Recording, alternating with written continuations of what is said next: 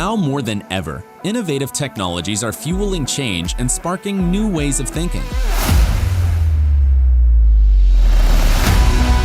Collaboration between corporations and startups is key to staying at the forefront of these trends. However, finding the right startups can be expensive, time-consuming, and ineffective. But Plug and Play is here to help. As a corporate partner, you will gain access to a whole ecosystem of innovation. Discover startups that meet your tech interests. Stay updated on the latest trends and network with industry peers. We will help you during every stage of your innovation journey, no matter where you are and where you want to go. Get in touch today.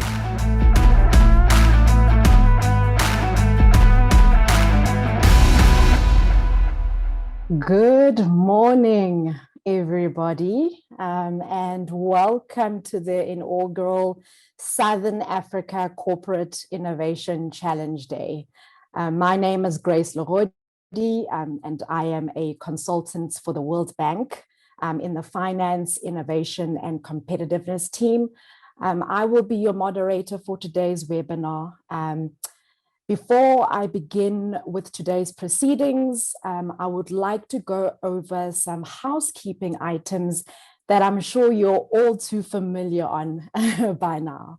Firstly, just a reminder, all our speakers for today to remember to please remain muted with your camera off unless you are presenting. To your audience, you may submit any and all questions you have during the webinar using the Q&A button at the bottom of your screen. The Q&A button is the one that we will be using as a track for all Q&A, so please ensure it's in the Q&A button. And we just remind the audience when using the chat box to please just exercise a little bit of respect, kindness, and empathy in all questions and comments that you have today. To our corporate representatives, please also the Q&A button during the startup pitch Q&A. Questions that we don't get to, we have asked that the startups answer those directly after they pitch. A simple yes or no poll will come after each and every single startup pitch, asking if you, the corporate and investors in the audience, would like to take discussions further with the startup. This poll will be recorded and collated on the back end and will help us determine next steps for the startups after the event. Right, going into our agenda today. So as some of you know, the Southern Africa Corporate Innovation Challenge is a public-private partnership collaboration with the objective of promoting market access and potential investment through corporate startup partnerships. This initiative is part and parcel of the formation of a digital startup community for the 5 SACU countries known as eSASI. It's a digital community for growth entrepreneurs, innovators, startup service providers, and investors. The aim of this eSASI digital community through the Innovation Bridge portal, which is under the support of the Department of Science and Innovation, is to provide a thriving regional digital community that will be a continued enabler of collaboration, access to markets, access to finance, and business support services for the entrepreneurs.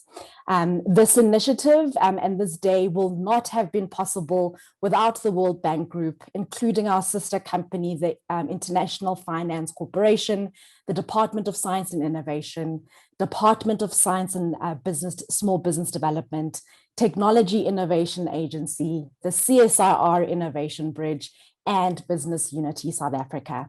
On the private side, with Plug and Play Tech Center as our technical execution partner, we have been most fortunate to receive buy-in from 12 large corporations who believe in our mission that innovating with startups has never been more crucial for job creation and growing our economy. We will go into a little bit more detail shortly during the startup pitches, But I think first and foremost, I would like to introduce our honorable speakers. We have a special lineup of welcome remarks from our partner representatives at the World Bank, Business Unity South Africa, and the Department of Science and Innovation. And this will be followed by a special feature fireside chat with a representative from a proudly South African startup that is raising the flag high on the global stage. But first things first, I would now like to call on the country manager for Southern Africa at the World Bank, Marie Nelly, the Executive Director for Economic Policy at Business Unity South Africa, and the Deputy Director General at the Department of Science and Innovation, Don du Toit, to please switch on their cameras and say a few words. If ladies first, MF can speak first immediately, to be followed by Olivier, and then Don, that would be highly appreciated. MF, over to you. Thank you very much, Grace, and good morning, everyone, and particularly Dan and Olivier. I'm so delighted to join the final stage of our Southern African Corporate Innovation Challenge today. I mean, this is so timely. Just yesterday, I was on an Africa-wide forum, which was called Integrate to Transform Africa. It has really, actually, the Minister of Finance of South Africa opened the event, but you had representatives from the entire continent. And the message was very clear. They were youth, representative of startup. The message was clear. We need to be given opportunities. We are doing things. Innovation is there, but we need to scale up. Earlier this week, we also launched the Africa update for economic update for, the economic update for South Africa. And again, the message is clear. The potential, the way out, the future is around, entrepreneurship and innovation. So I'm so glad that certainly as country director for Southern Africa, we are walking the talk. And we have now this platform that has been put in place. We have been working very collaboratively with the Department of Science and Innovation. Really thank you, Dan, for this collaboration. Also with BUSA, we are really making it concrete today, and we will have the opportunity to see what are, these ideas that are coming from the startup, how they can address, solving problems, identified by these 12 corporates, as you have mentioned, Grace.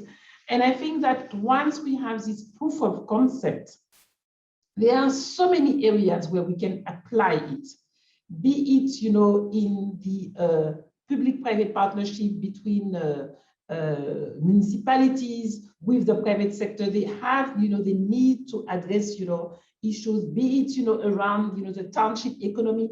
I am really thinking, and of course, more broadly, for the corporates. I mean, there are so many areas where we can implement that and make it a reality, because I think that the message is about scale, really putting it, and also, as you have indicated, Grace, access to market, an idea that is, here can be replicated for another corporate, on the continent.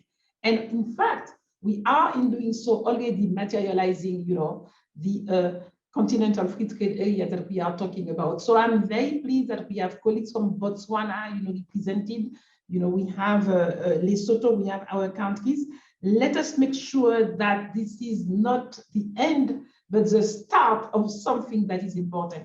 I'm always saying, when I was told, when I left the Maghreb, that I was told, enjoy the little things. For one day, when you look back, you will see that they were the big thing. So I would like us to remember today, Friday, 16th of June, 2021, which was a little thing, but then we will have created, a startup community, innovation community, a Silicon Valley in our sub-region. We have the potential to do it. Let's make it happen. Thank you very much. And over to Dan or Olivier, I don't know who is talking first. Thank you so much, MF. Olivier, over to you. Thanks so much, Grace, and good morning, colleagues. So I'll start with the good news. The good news is that the organizers have asked me to be very brief in my remarks, and I'm sure you as the audience will be even more relieved to hear that than I am. because I've got no doubt that we're really here today to listen to the stars of today's show, which are the startups. And I certainly look forward to hearing from them. But colleagues, it gives me great pleasure today to be present at this event. As some of you may know, BUSA is the apex representative of business in South Africa, and we maintain very close partnerships with our counterparts across the region, particularly in the Southern African region. And we represent businesses of all sizes and all sectors. And we're therefore very proud to be associated with the Southern African Corporate Innovation Challenge. We applaud the efforts of our partners, the World Bank Group, Plug and Play South Africa, the Department of Science and Innovation, to bolster corporate innovation in our region and to connect very deserving startups with established corporates, particularly as we seek to leverage the impending benefits of the African Continental Free Trade Agreement. As we're all aware, of course, our region is in dire need of inclusive economic growth.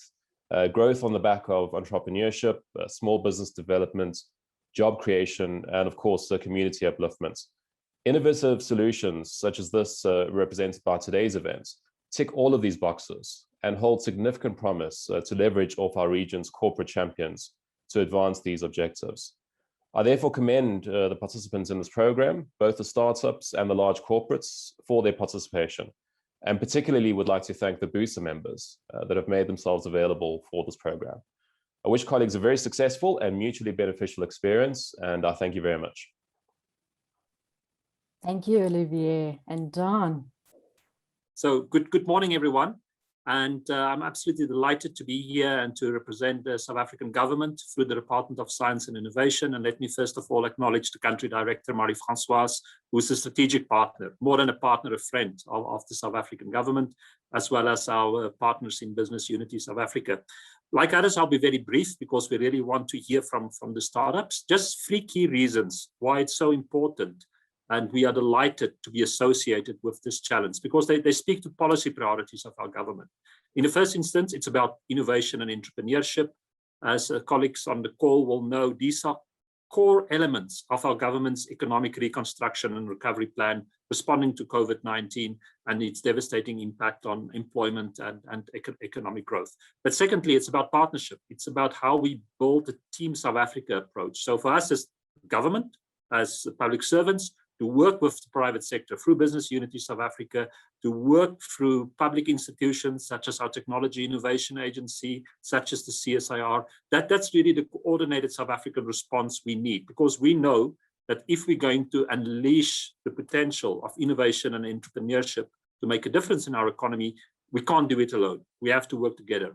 And the third reason is, as Marie-Françoise spoke, it's that we look beyond South Africa's borders to Southern Africa. South Africa is deeply committed to regional integration, regional partnership, and that is not only from an altruistic perspective, but it's also imperative. We cannot be in isolation from developments in the rest of our own region, and we see this very exciting initiative as exactly the type of programs we need to build an integrative and a prosperous Southern Africa. But then just lastly, to conclude, when we speak about science and innovation, of course, we cannot speak or rather divorce ourselves from the reality of our societal challenges. And as everyone on this call will know, this has been and continues to be an extremely difficult week for South Africa. In addition to the impact of the COVID-19 pandemic, we have to deal with very important socioeconomic and other challenges. And for me, what the challenge is about and what we'll be discussing and celebrating today really symbolizes core values of how one responds to difficult times. Because it's about partnership. This is all about working together, linking startups, linking government, linking the big corporate sector together.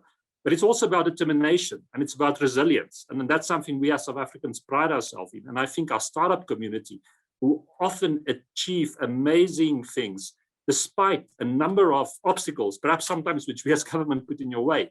I mean, that has to be celebrated. But I think then lastly, and that's so important, it's also about inspiration. And I certainly look forward to be inspired about what South Africa, about what Southern Africa is capable for.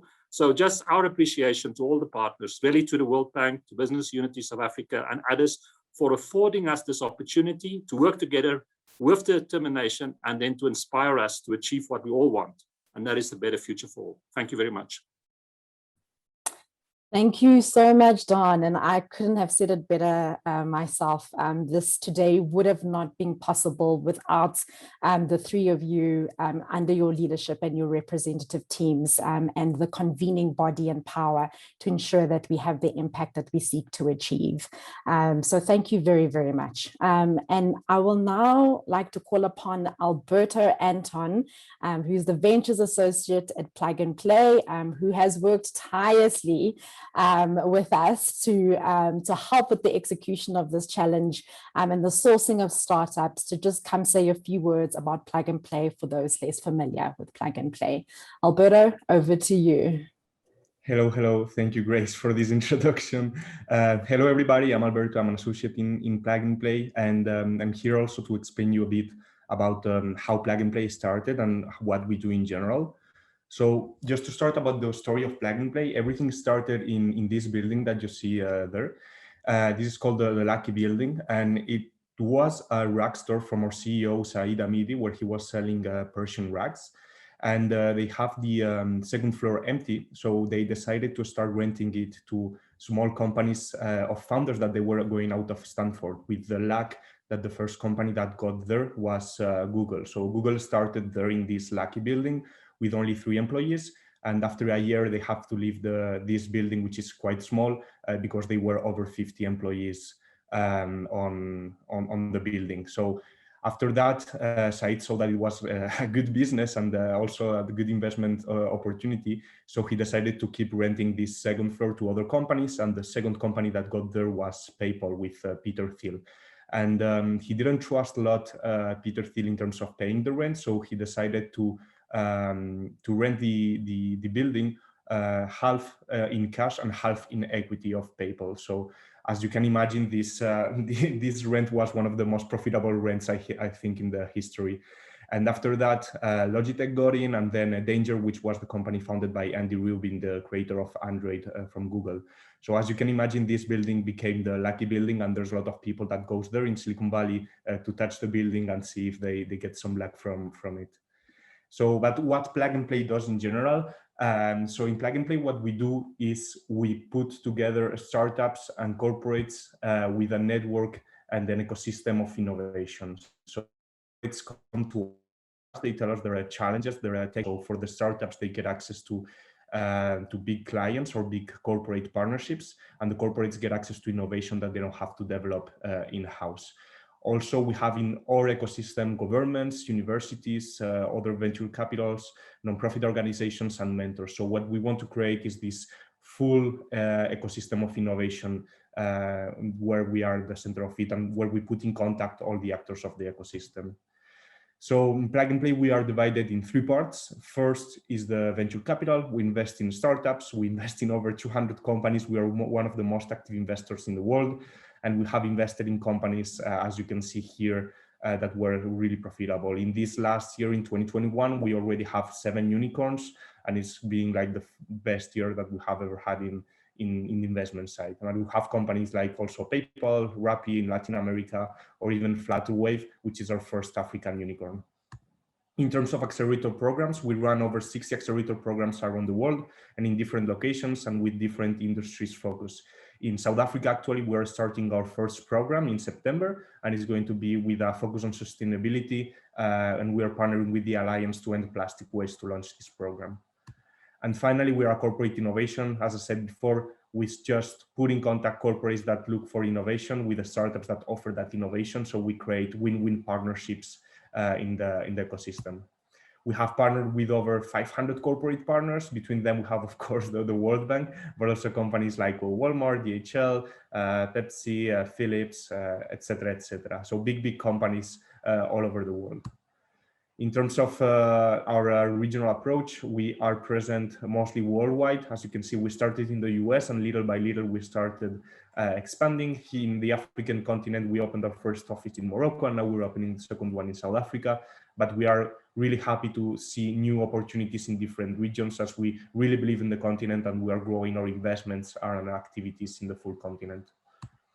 So in terms of the challenge that we are here today, we received over 100 applications. We shortlist 30 of these that they were answering specifically to the business challenges that the corporates told us. And we selected 12 startups that are here today and they are going to present in front of us.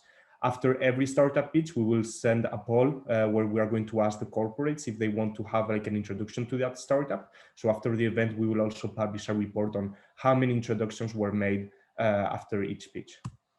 In terms of the applications, so we received applications from all over the world, even though it was not the objective. We received some applications from Switzerland and from Kenya, but mostly of the applicants came from South Africa, most of them. And in terms of the vertical approach, it was mostly equitative.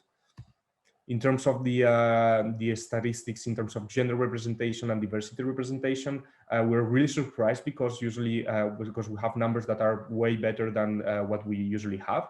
And we have 43% of the startups led by a woman, which means that it was or co-founded or that the woman is part of the executive team.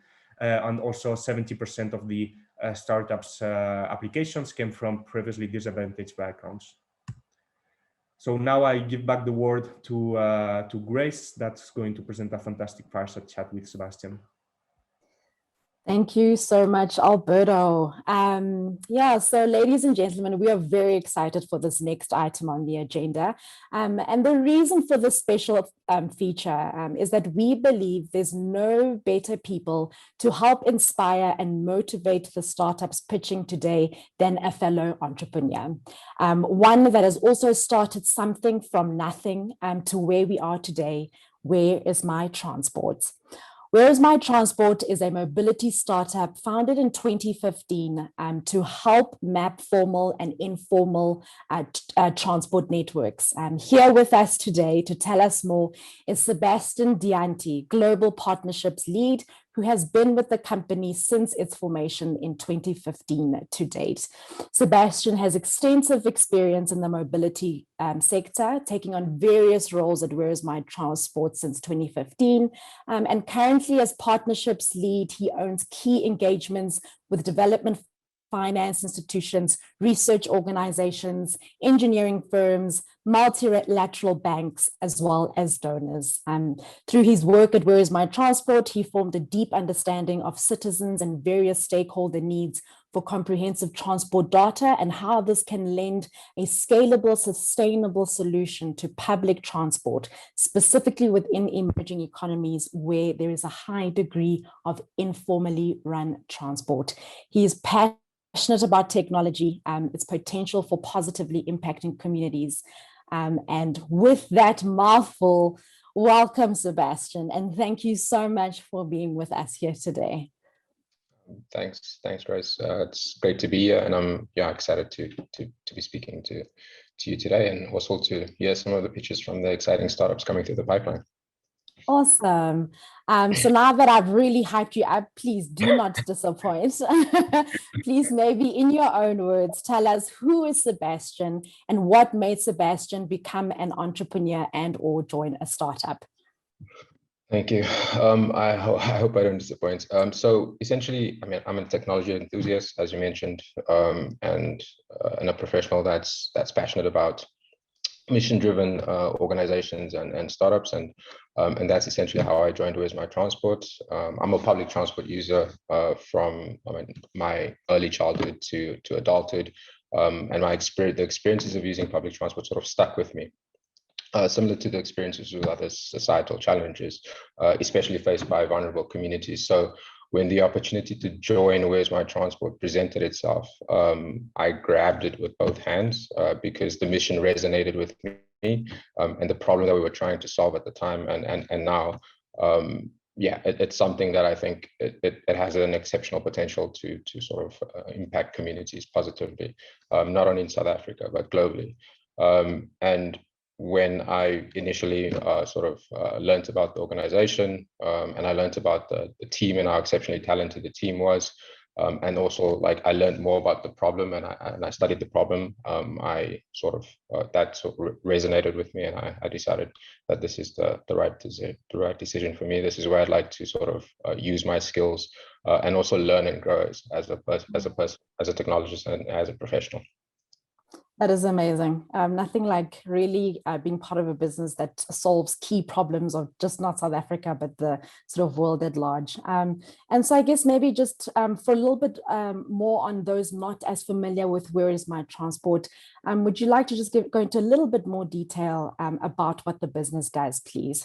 Yeah, sure, definitely. More than happy to. So essentially in the cities where we live, in Johannesburg, in Cape Town, in Dar es Salaam, in Nairobi, Mexico City, Bangkok, and all emerging mega cities of the world, we understand and we know that people have this massive challenge with getting from point A to point B, especially vulnerable communities, because they essentially rely on public transport to get from home to work, from home to school, to access essential services, right?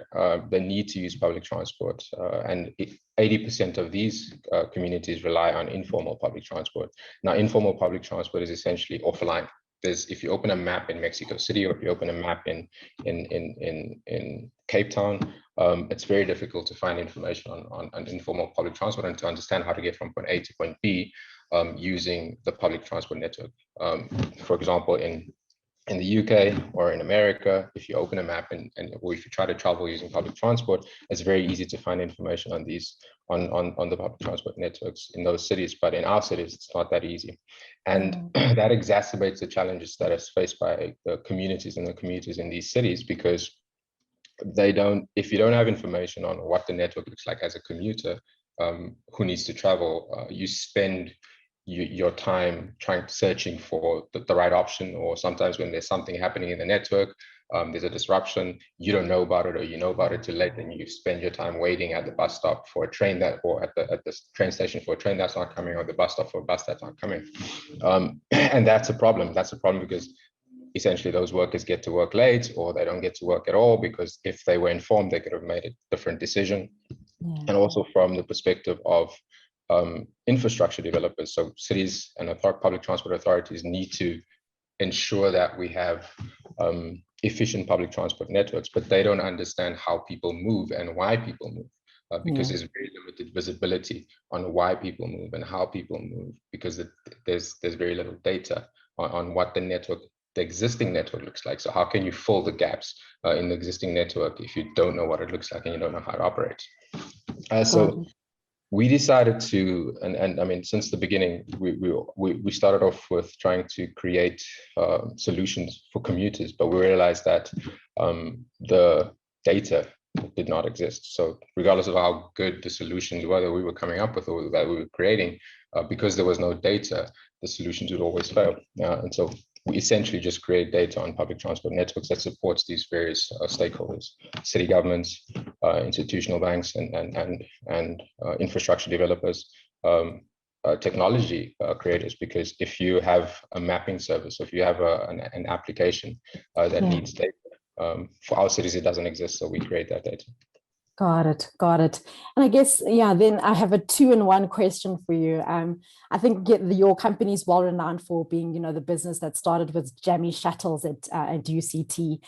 So just wanting to know, what is the company's ambitions and plans to sort of help what are you guys doing at the moment to help digitize and map the taxi industry in South Africa, that can maybe perhaps make commuting more transparent, safe, and accessible. And sort of this question is, by the way, one of the big tech focus areas one of our corporates asked us to go and scout for. So you can imagine it's definitely top of mind amongst corporates. So if you can just tell us a little bit more on that. Yeah, sure, happy to. So yes, we did start off at the University of Cape Town. Our founders, Devin De Vries and Chris King, they had challenges Chris was late for a test one day, and he realized the reason why he was late was because he didn't understand how the jamming shuttle was working. And so they were tasked with, it was an honest thesis project, and they were tasked with solving a real world problem, and they decided to solve this problem. And obviously that set us on this journey where we are now. We're creating data for these networks, not only at the university, not only in Cape Town, but at a global scale. So you can see how the problem sort of expanded. And in the context of South Africa and creating data for informal public transport networks, we've done that, right? We're in the process of doing that already. We've built the tools to create this data at scale. We've worked with organizations like the World Bank, not only in South Africa, but in other parts of the continent. We're part of the Development Data Partnership with the World Bank. So this data does have a real world application, and we are actually collecting data in these cities actively at the moment. So for Gauteng, we do have comprehensive information on the informal public transport network, and we're constantly maintaining that. And not only the informal, but the formal as well. So we work closely with some of the public transport operators in the province, in Gauteng, to digitize their information. And hopefully at some stage, that information, when you open a map, you'll be able to see that information on the map. We've done similar in other cities, like in Mexico City now. If you open Google Maps, you get all information on all public transport. And we'd like to do the same for South Africa and South African cities. When those opportunities present themselves, we will. Yeah. Awesome. I could talk to you forever, but we've quickly run out of time. But I have one last question for you. A word of advice for the entrepreneurs here in the audience pitching today. So I think some that are maybe not aware, where is my transport journey? You guys started with your origins, but then you went on to raise your first 7.5 million Series A last year. And your $14.5 million Series A extension a few weeks ago. It would be great if you could just share sort of, the journey to this successful raise. And what is your personal take on bootstrapping versus or raising venture capital funding to grow and expand your business? Okay. So I'd say that the journey is, we've been at this for quite some time. It seems because of the recent news about our Series A extension and also the Series A last year. It seems like we've just started off and this has come off out of nowhere. But we've been working for quite some time on sort of solving this problem and trying to address the challenge or create the solution in the most appropriate way for the market, and also creating value not only for the communities that we're trying to impact, but also for, obviously you have to create value for the investors in the business and for the organization itself. So I'd say if looking at the journeys, remaining adaptable, remaining flexible, are always speaking to your stakeholders and the users, because these are the most important individuals and people within whatever ecosystem that you're at. You need to look at solving real problems for those audiences and for those personas, because if you're not, then what are you doing? And ensuring that we're not only moving fast, but learning while you're doing that, and not being afraid to pivot, right? And I think what I've learned personally is always being prepared. That's always being prepared and always putting your best foot forward. I think that's critical, and being adaptable. And I think to answer the sort of the last question around bootstrapping, I think it's in the context of startups in South Africa, that's probably something that you can't avoid. And the venture capital ecosystem in South Africa, it's maturing fast. Especially because of the entrance of NASPers and players like that. So the opportunities are increasing for local startups to be venture backed from a very early stage. We had to start off with seed, and we had to work really hard on creating value before we even thought of raising a Series A. And that's not the case when you look at other startup ecosystems in the world, where you get startups that come into the system and they're well funded from day one, right? So we had to work really hard to prove that we were worth backing and that we were worth funding. Got it. Well, Sebastian, I think, yeah, I certainly am very, very inspired. Thank you very much for taking the time to tell us your story and the Where Is My Transport story. We really appreciate it. All right, so time for the real stars of the show. The ones that just don't talk about it, but be about it, live and breathe entrepreneurship, driving innovation and the economy at large, our dearest small businesses. So as mentioned, we have 12 high potential B2B startups who will be pitching to the corporates that submitted their tech focus areas. I have to call them out by name, so bear with me, but it would have not have been possible without Sanlam, ABSA, VNA Waterfront, MultiChoice, Growth Point Properties, Life Healthcare, Distal, General Electric, the IDC, Minerals Council South Africa, Altron, as well as PepsiCo. We shortlisted startups that would solve for challenges at one or more of the corporate businesses to give them a higher chance for business development and opportunity success. Some of the startups pitching today are also actively fundraising, and that's why we also invited investors to be with us today. And we encourage investors in the audience to definitely consider them as pipeline deal flow opportunity.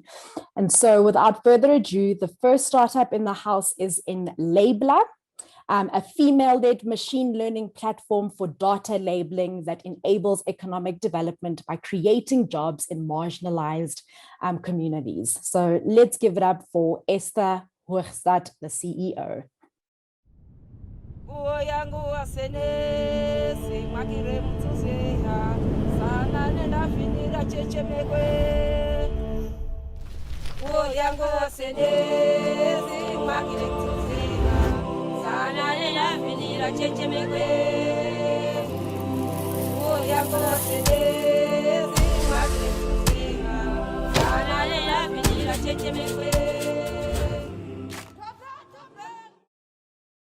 Good morning, my name is Esther, CEO and founder of Enlabeler. We are Enlabeler, the first data labeling service provider of its kind on the African continent.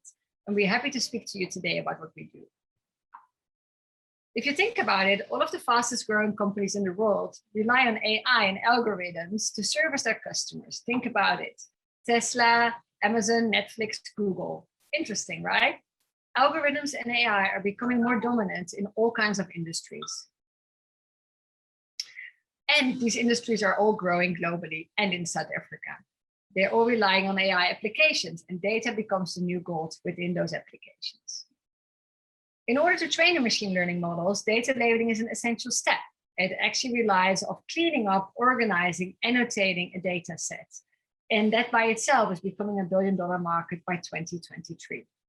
The good news for us humans is we are still needed to train all those models and machines. And what we are doing at Enlabeler is we are humanizing AI.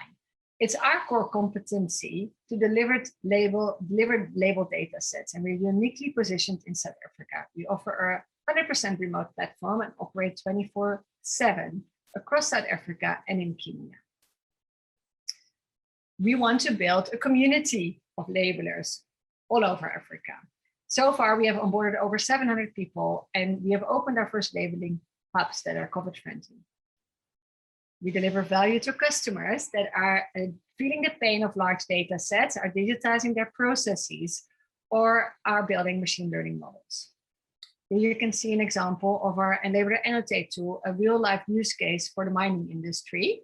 We deliver simple annotations, sometimes more complex and technical annotations for infrastructure projects. And we have done over 1 million annotations so far in image and also in text data sets. Continuously, we are striving to innovate and find ways to offer our services for different industries, as you can see here. Our clients seem to be happy. And this is a client actually in the translation space, whereby we've built a chatbot that detects the incoming African language and responds in that same African language. We do that by working with specialists in those languages, and we've worked across many languages already. Some of our clients are found here, and yeah, we are only as good as they think we are. So why us? In general, clients give us a feedback that they want to work with us because of high quality data sets and accurate outputs. We offer personal and flexible services, and we are highly scalable. So we can quickly flex up and flex down without an additional cost to you as a client. We do that through our community.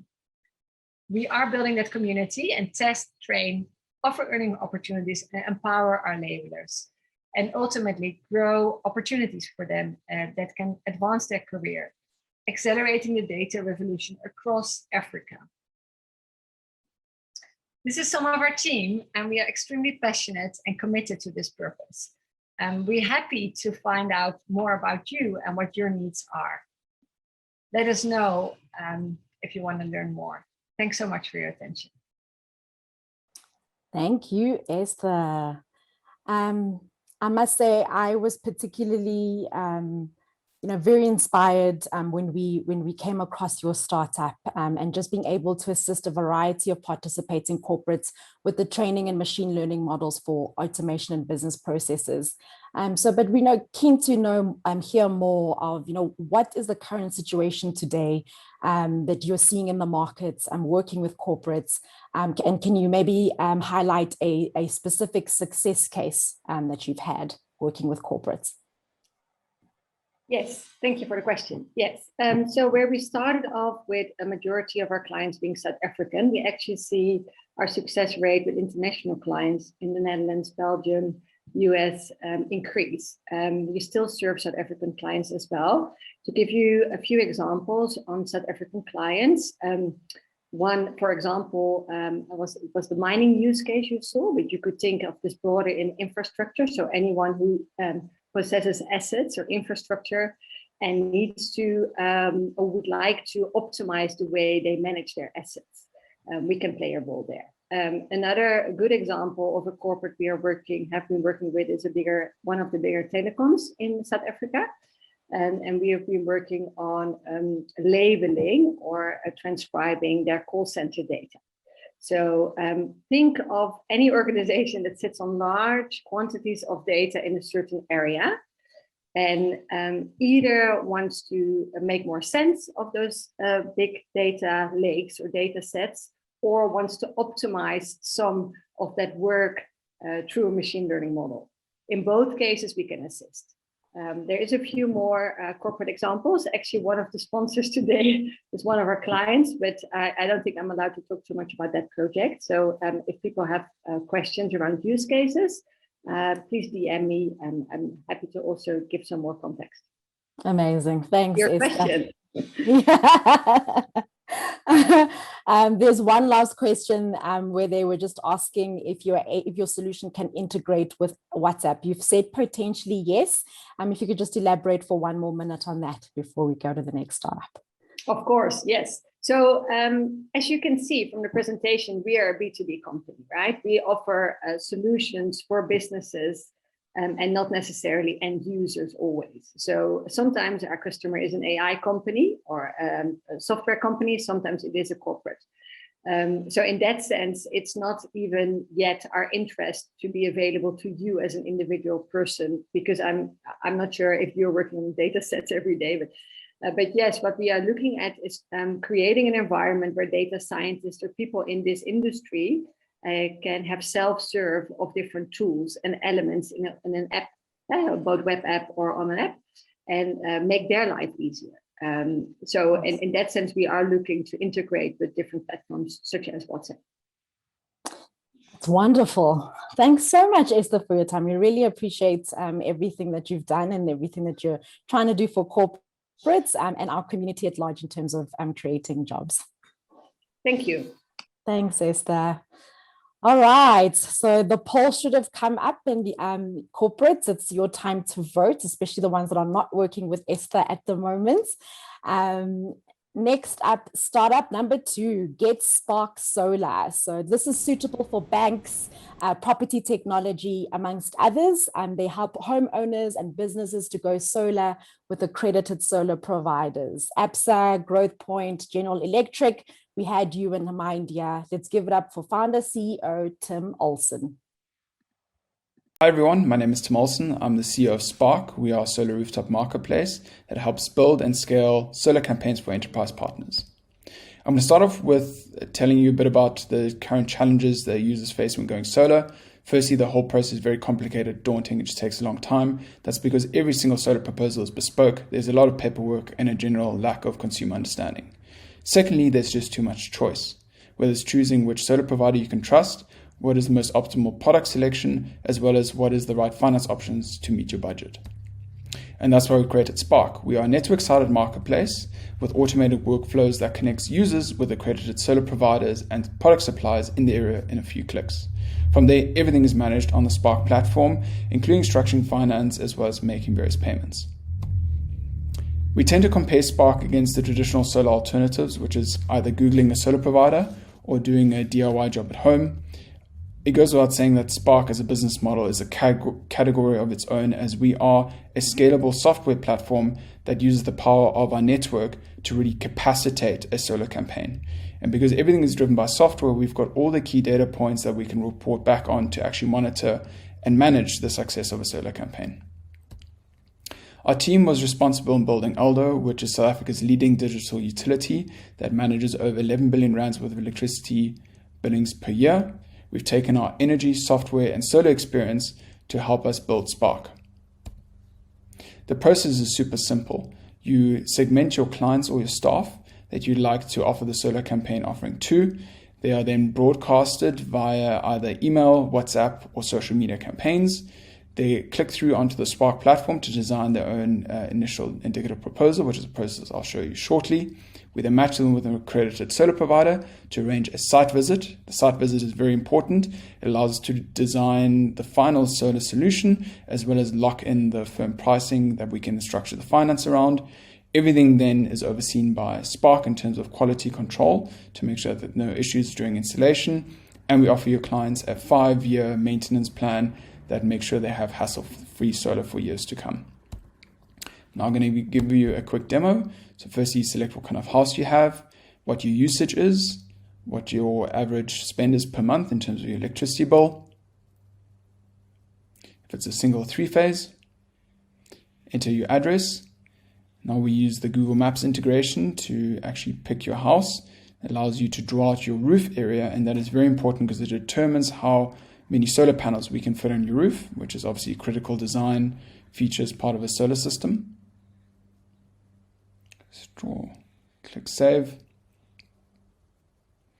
Tell us what kind of roof type you have. This determines the mounting system that we require, the angle of your pitch, as well as the orientation. And these parameters form part of your engineering design, which Spark now in a couple of seconds will calculate, match you with an accredited solar provider, and pull the pricing out of their marketplace database. You can choose your different options and either book a call with your Spark advisor to discuss the packages that were recommended, or jump to the next step, which is book a site visit. It was that simple. And that was really the objective, to build e-commerce-like convenience in engineering projects like solar, which is very difficult. Benefits to our enterprise partners: we educate and nurture your clients so they can make an informed purchasing decision. That's through using our Spark advisor model. We have automated and flexible workflows that really help you design the parameters as well as the reporting that you require as part of your solar campaign. As I said before, everything is managed from A to Z, and all of this is in the quest to convert more happy customers to go solar. Our service model is super simple. We earn a transaction fee on any upfront sales as well as any ongoing services or maintenance that might be required. We have completed phase 1 of our launch beginning of the year. We're currently in phase 2. We are working with a leading South African private bank. We unfortunately cannot disclose the current success, but what we can confirm is that we've got very high client engagement and a very high overall conversion rate. We're currently scaling to 60,000 leads and are targeting 150,000 leads in Q2 next year, all with the aim to target 4 million leads over the next 5 years across multiple territories. And we are seeking enterprise partners to launch campaigns with going into 2022. So please reach out to us, and we look forward to any questions. Thank you. Wonderful. Thank you so much, Tim. I know for a fact that you are fundraising, so I will also use this opportunity to help you with your fundraising efforts in this question. So yeah, maybe you want to tell us a little bit more about your fundraise at the moment, and how it's going, and how the audience can be helpful to you. Sure, thanks, Grace. So yes, we are currently raising a seed round. As I said, the business has actually been incubated with Enlabeler, which is a company that I previously founded and operated in for the last 8 years. Spark was really created to solve a problem that Aldo as a solar provider business had a couple of years ago. And that's when we had a aha moment and realized that the system and the functionality that we built is actually so powerful that can help actually capacitate a much larger network of different solar providers. So Spark is now an independent company. It's no longer part of Aldo, and we are currently raising a $1 million seed round. So far, we've got $200,000 commitment, and we're still looking for potential other partners. Got it. And I guess, Lars, I think it goes without saying, your solution struck out at us, as you know what's happening with our energy situation in South Africa at the moment. So it'd be keen just to get a little bit more live flavor of, it looks like you're having great growth traction. But yeah, let's hear firsthand how you're experiencing the energy market at the moment. Yeah, so I think the energy market has been obviously bubbling up for a couple of years now. And the constant reemergence of load shedding is always very concerning. Yeah. We see a lot of customer interest. But again, some of the key challenges that we mentioned in the intro resonate. It's customers tend to want to go solar, but they don't really understand the moving parts. And there are just so many components. And I often say a solar project is like an orchestra. So you got to coordinate all the key moving parts, not just about the panel and the battery. You got to really look at all the moving parts to really pull off a successful solar project. So we tend to actually double down, and we've had a lot of success in terms of just nurturing clients, educating them around different solar options, different technology options, and making sure that they know what they're buying at the end of the day, because it is a very expensive purchase. So even though there's a lot of demand, there's still a lot of lack of consumer understanding. And we really built the model to fill that gap, to really build that relationship with the clients, make sure that they can understand the right solutions and make an informed decision. Wonderful. There's one last question that's coming from our country director from the World Bank. He wants to know how you are taking advantage of the embedded generation of the new policy announcements of involving more private sector. Sure. So the new policy obviously increases the threshold up to potentially 100 megawatts, which really opens up some very large scale privatization of new power plants outside of the REAP program. We tend to play in the smaller market space, so we tend to go residential or SMME, which means that typically these license thresholds definitely aren't a big factor. What we are potentially seeing, and what is a very interesting opportunity as a whole within the energy market in South Africa, is the ability to start wheeling power from very large plants to individual customers downstream. And I think that's really an exciting part of the market that will start emerging over the next couple of years. Wonderful. So thank you so much, Tim. We really appreciate your presence in today's challenge day. All right. Next up, startup number 3, Akiba Digital, a fintech company that is a credit intelligence suite that transforms lending using alternative data sets to really unlock financial opportunities for small businesses and society at large. We had Absa in mind for this one, amongst others, a Black female-led company. Let's give it up for co-founder and CEO, Tebogo Mokoena. Hi, my name is Tebogo Mokoena. I'm one of the co-founders and the CEO at Akiba Digital. Our purpose as a company is to unlock financial opportunities for small businesses and society using alternative data. And the problem we're solving for is that over 70% of the African population is currently excluded by credit bureau scores. This so-called unscorable population is excluded because they just don't have any history of credit and therefore cannot access other products such as lending, rental, and so forth. We also know that the data is fragmented of this particular unscorable population. For this reason, we solve this problem by introducing APIs that analyzes and monitor millions of data sets of this unscorable population in order to detect opportunities and anomaly and alert you as a customer when a portfolio transaction, loan, or a borrower needs attention. How we do this is we overlay financial data sets of small businesses and individuals, such as their mobile transaction data, their bank statement data, their POS data, and so forth, and overlay that with alternative data sets such as geospatial data, weather data, and so forth.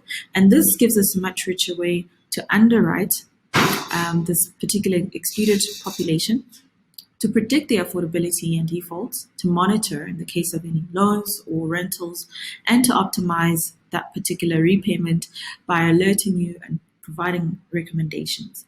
All of these are available through APIs.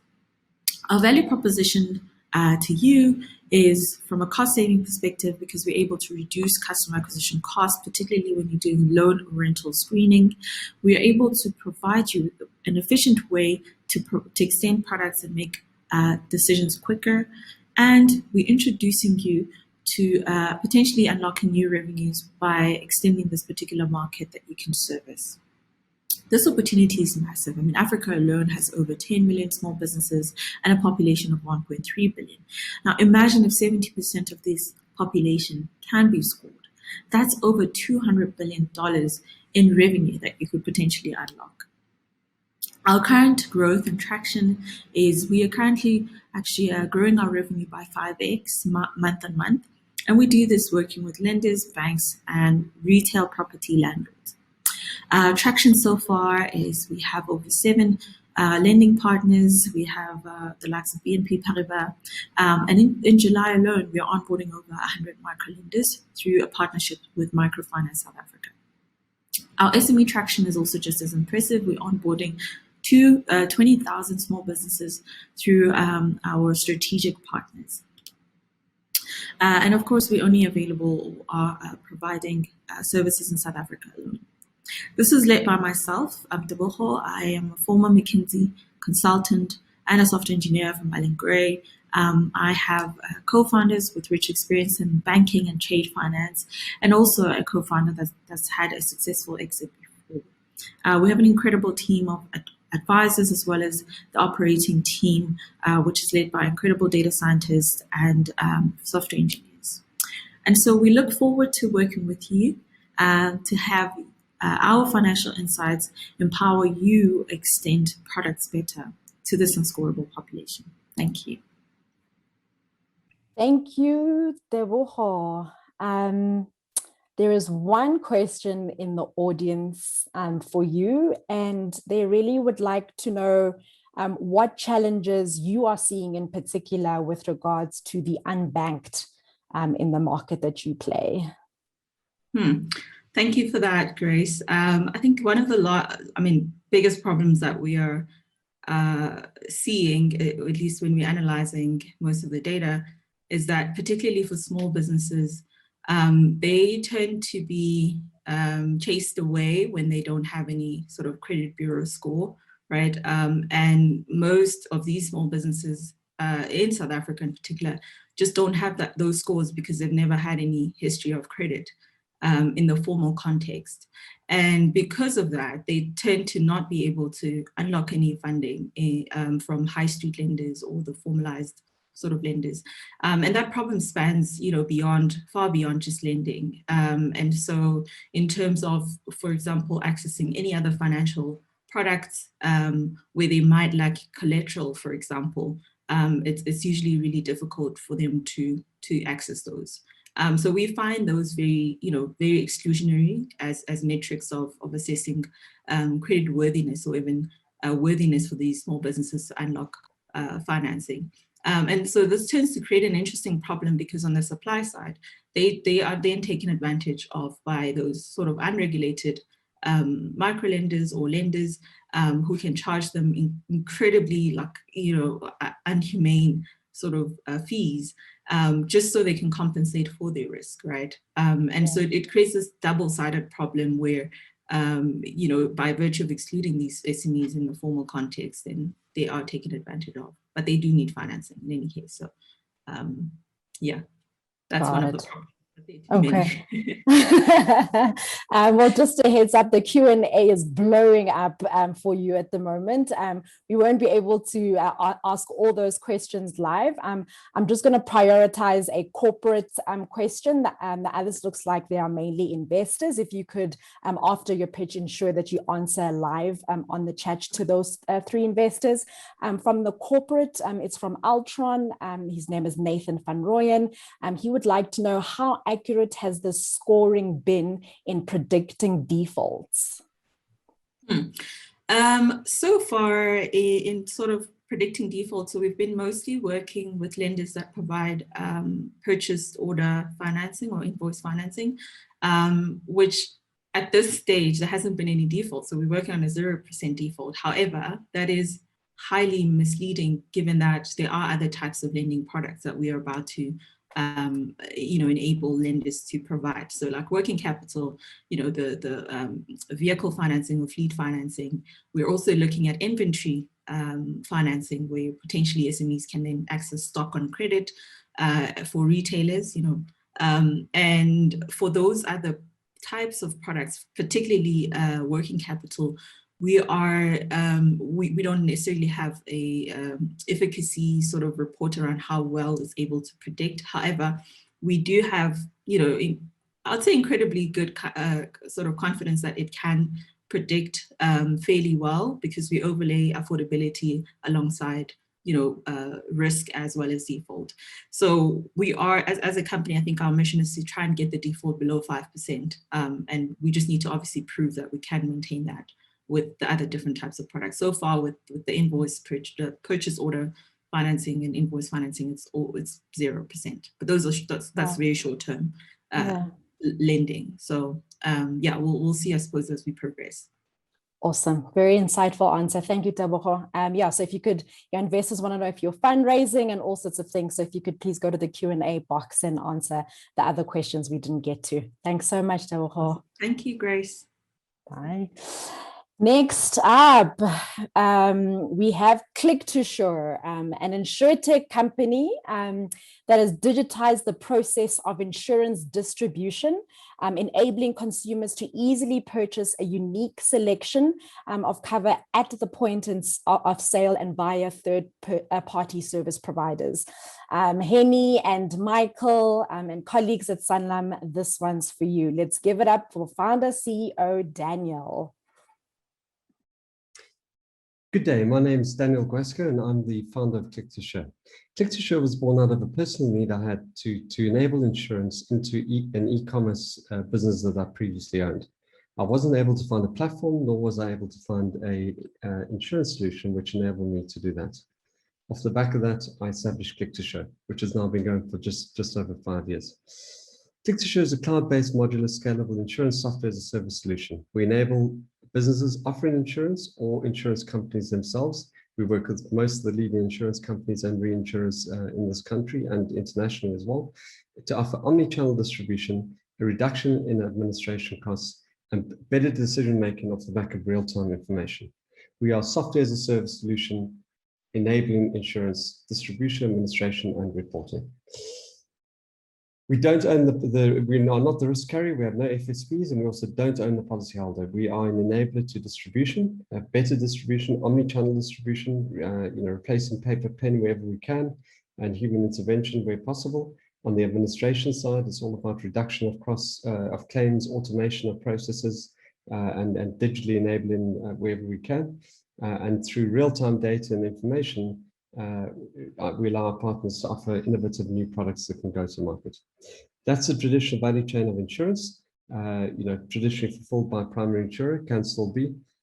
We simply modularize all these core components and we just digitally enable them. So digitally enabling omni-channel distribution, overlaying digital efficiencies into all these different interfaces, products, pricing, service and operations, so on and so forth.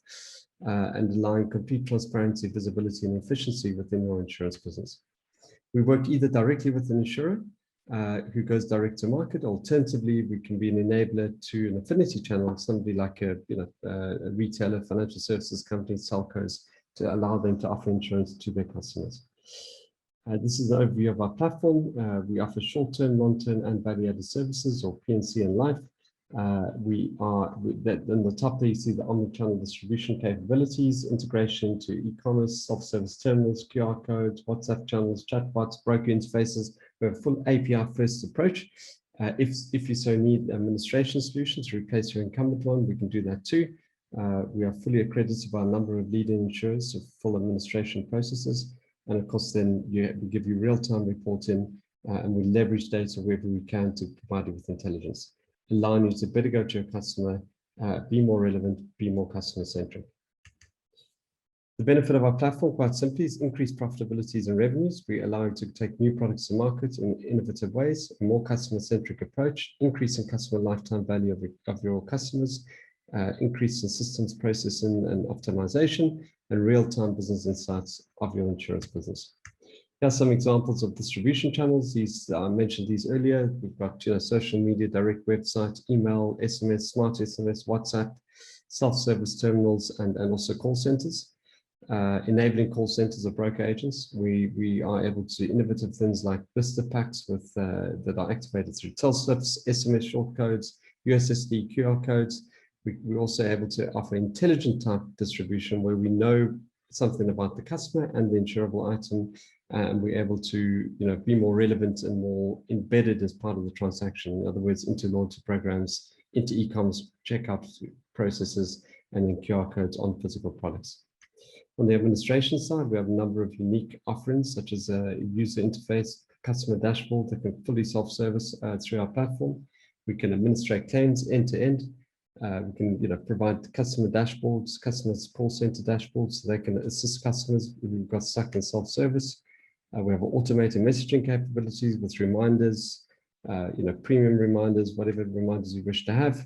And then, of course, lastly, the reporting capabilities. So full digital reporting, live bordereaux, 24/7. The entire platform is cloud-based. And we can also provide big data and analytics if we so require. We're backed by some leading entities, not least Greenlight, one of the largest US hedge fund and one of the largest reinsurers globally, Banana Capital, and various other leading investors. And we have a leading team of specialists that are able to assist and who've helped to build the business that we have today. That's Click2Share. We're an end-to-end software as a service solution provider, API first. Let us help you to transition your business or build your business into the new digital era. Thank you. Thank you, Daniel. Daniel, if maybe you could also just enlighten us on what your experience has been working with corporates at the moment. Yes, sure. I mean, I think it's often, sorry, my video isn't coming through, but it's not switched on, but yeah, all good. Yeah, so what's it been like working with corporates? It's normally quite challenging, I'd say. Just slow timelines. I mean, I think as a startup, it's firstly getting the right audience and having the right conversations is the first challenge.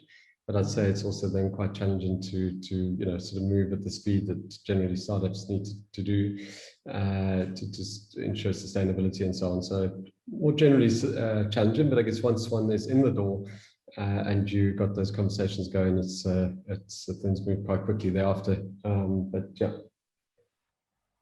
Awesome. And I guess, yeah, all the investors want to know, are you raising at the moment? Always raising, yeah. Always raising. There's your answer, fellow investors. Wonderful. Thanks so much, Daniel, for your time. Thanks. Moving swiftly along, and this one I'll even call out as a proudly Lesotho-based company. It's a fintech platform licensed with the Central Bank of Lesotho and is an issuer of electronic payment instruments through its platform. So let's hear more about CPay and give it up for Mohau, the founder and managing director. Good day. My name is Mohau Mochibel, founder and managing director of Chaperone Limited, a fintech platforms provider.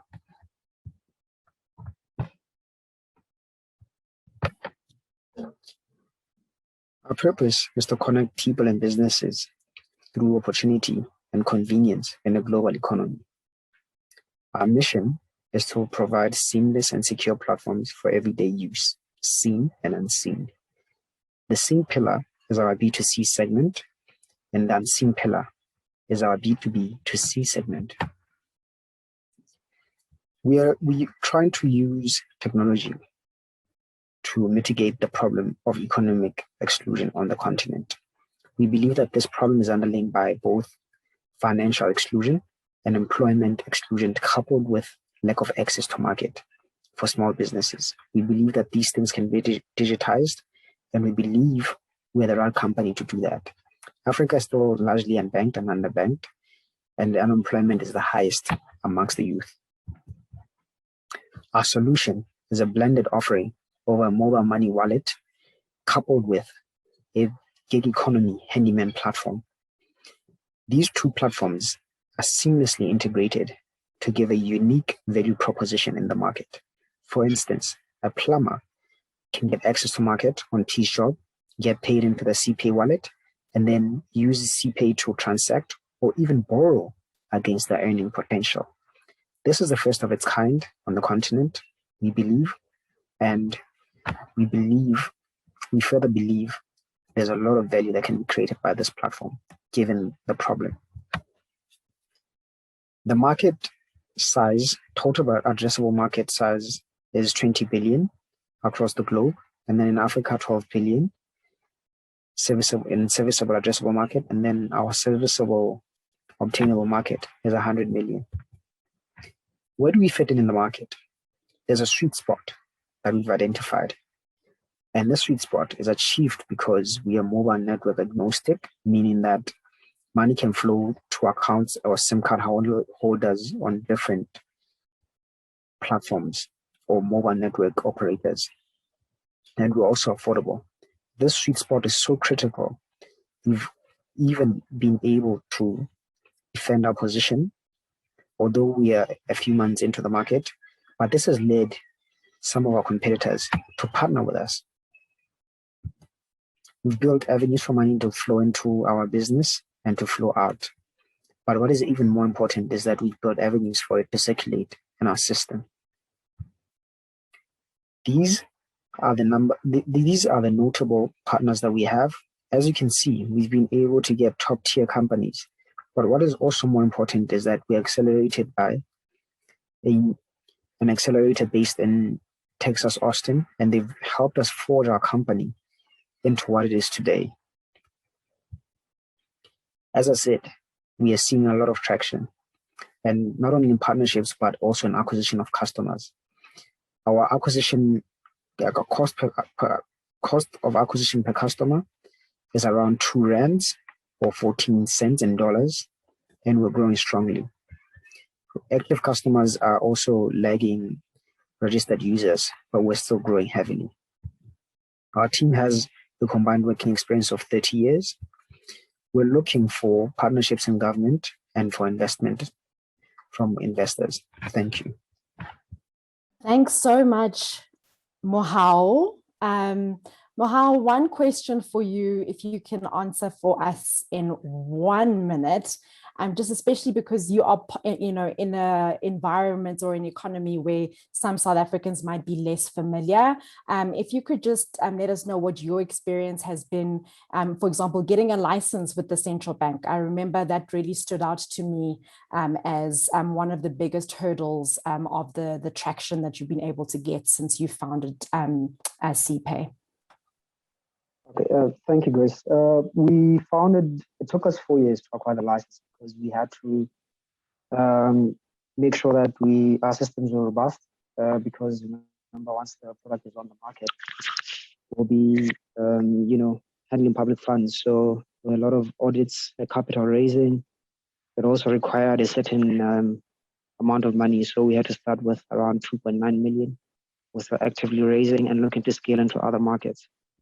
So not only are we raising in Lesotho, but we've raised capital in SA, we have investors in the US, and then in the UK.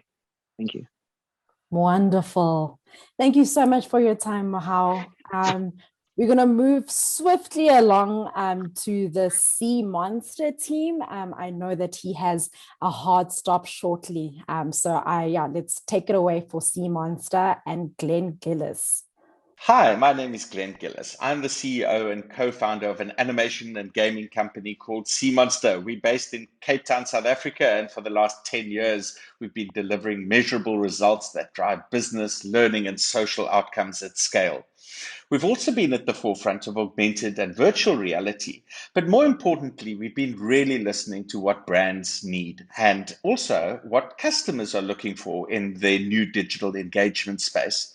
During this time, we built up a team of over 35 world-class specialists, engineers, animators, and game designers who really have proven their ability to deliver not only engaging solutions, but also business results. Our strategy has always been to move to becoming an annuity business. This is going to help us scale what we do, not only in South Africa and across Africa, but also around the world. And we're delighted to say that we took an investment last year, which has allowed us to do just that. Our first product is called Lighthouse, and it's designed for brands to engage their customers in an absolutely new and innovative way, at the same time delivering proven results, because we know that's what customers are looking for, that's what brands want. Consumers are looking for more than just loyalty schemes that reward them for purchase. They want to be rewarded for engagement. And of course, agencies are looking for ways to drive real outcomes that are measurable and have the data to support their performance.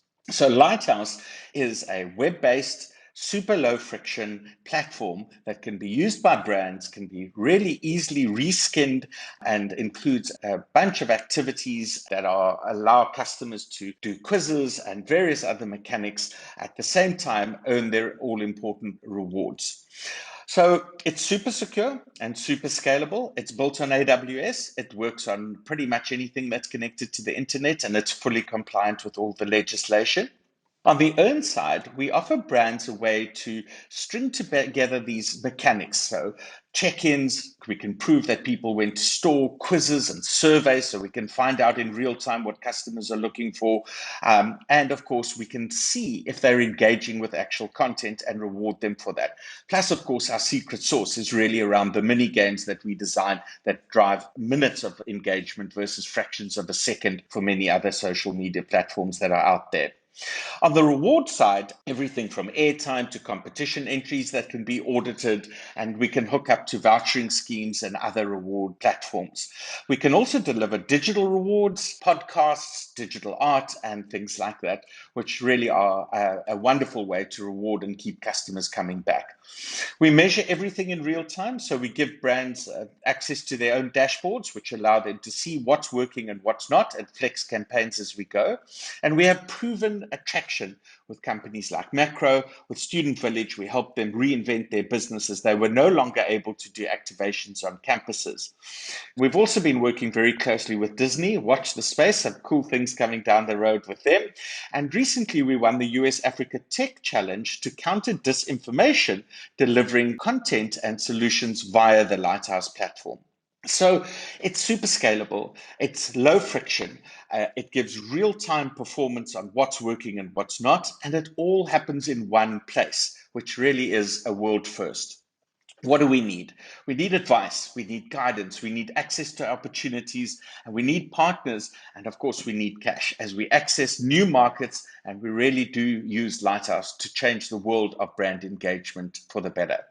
Thank you for joining us on our journey. Thank you for the opportunity. Please learn more by following this link or making contact with us. We're delighted for the opportunity. Thank you. Thank you, Glenn. So, Glenn, I think one major question that I sort of personally have for you, but I guess also before I do that, I have to do a special shout out to the multi-choice team that is in the audience, Simon, Camera, Tabisa, and Colin Damini, that are dying for solutions like yours. So don't disappoint. And yeah, what would be a key message that you would give to multi-choice as to how your solution can help them grow to great heights as a corporate as well? Listen to Grace. No, seriously, thank you so much for the opportunity. And yeah, we definitely would love to have a conversation with you. I think the message is, we need to back ourselves. Today, more than ever in this country, we need to recognize that we have truly significant global opportunities, products that are ready to go. We don't need to go overseas to find these things. And critically, we need to also stop doing things that are no longer working. Innovation is also about that. So absolutely, we are looking for access to partnerships, access to channels, and yeah, we're all good to go. Nice. And I guess it's also with flagging, not a lot of people know, Sea Monster is actually a 51% Black-owned company as well. I think it goes without saying transformation is, it's a really important agenda. Do you really just want to tell us a little bit more your thoughts around that and your journey? Absolutely. We took an investment from Edge Growth last year and through the Vumela Fund. So super proud of our journey to deep transformation. It's really important to us. I think also important to mention that Lighthouse in itself is transformational in the sense that it's going to allow South African creatives access to new platforms. We mentioned in the video that, for example, sharing podcasts or digital art become valuable and become commercialized. So there's a real opportunity that we're exploring to deepen the impact that it's going to have on society. And I think lastly, also just to mention that the social impact use of it around vaccines, that anti-disinformation campaign that we're looking to do is ready to go. We're again looking for partners around that. So yeah, it is the intersect of where impact meets technology and drives business results at the same time. Wonderful. Well, Glenn, we know that you have a business to run and that you had a hard stop. I hope thanks very much for making the time and wishing you all the very best. Thanks, Grace. And thanks to Plug and Play and to the World Bank. We really do need the support and we're super grateful for the opportunity. Really appreciate it. Cheers. Of course. All right. Everyone, we're back. I hope everyone is re-energized. We're almost there. We will try to finish the last 6 startups in 30 minutes or so. We'll sort of speed things up a little bit. This portion of the pitch is more of a sustainability element startups pitch. Before we go into it, probably worth just noting, if you guys do want to sort of post, feel free to post on LinkedIn on the Southern Africa Corporate Innovation Challenge. Also with Plug and Play, it's Plug and Play TC is the hashtag. But yeah, if you please, by all means, make sure as many people, see what we're doing for these startups, creating a stage for them. And without further ado, we're going to go into startup number 7, which is Botlhale. So this one is for all corporates and a very inclusive artificial intelligence company that aims to increase the application of AI systems in South Africa using multilingual chatbots, amongst others. Let's give it up for Thapelo. Dumelang, ke nna Thapelo Ntite, co-founder of Botlhale AI. Raise your virtual hand if you don't have any idea of what's going on in this paragraph. It's very intimidating, right? That paragraph you just saw was an FAQ answer to why DebiCheck was created. It seems pretty straightforward now, right? The truth is, to millions of South Africans, this is the intimidating text, as the majority of the population does not understand English comfortably. In South Africa, English is the language of instruction and trade, but not of understanding. This is a major problem, especially when coupled with the fact that consumer behavior is changing, with 90% of consumers stating that an immediate response is essential when they have a customer service question. And 70% of consumers say they would like to purchase in their own languages. In America alone, businesses are losing close to $2 billion annually because of language barriers. One can only imagine how much South African businesses are losing in a country with 11 official languages. We understand that it is expensive for businesses to offer digital services or support in multiple languages, as they would have to build teams to support each language. At Botlhale, we enable businesses to automate customer engagements in languages that their customers understand and trust. We do this through our multilingual, voice-enabled, no-code conversational AI bot builder platform. With our platform, you can build, test, and deploy your bot without a single line of code. Our bots understand both text and speech in multiple languages, meaning that users can send voice notes to the bot, and the bot can also respond using voice notes. With automatic human handoff, our bots know when a human is needed and can instantly redirect to a human to ensure the best possible user experience. Our analytics dashboard helps businesses draw rich, actionable insights from real customer conversations.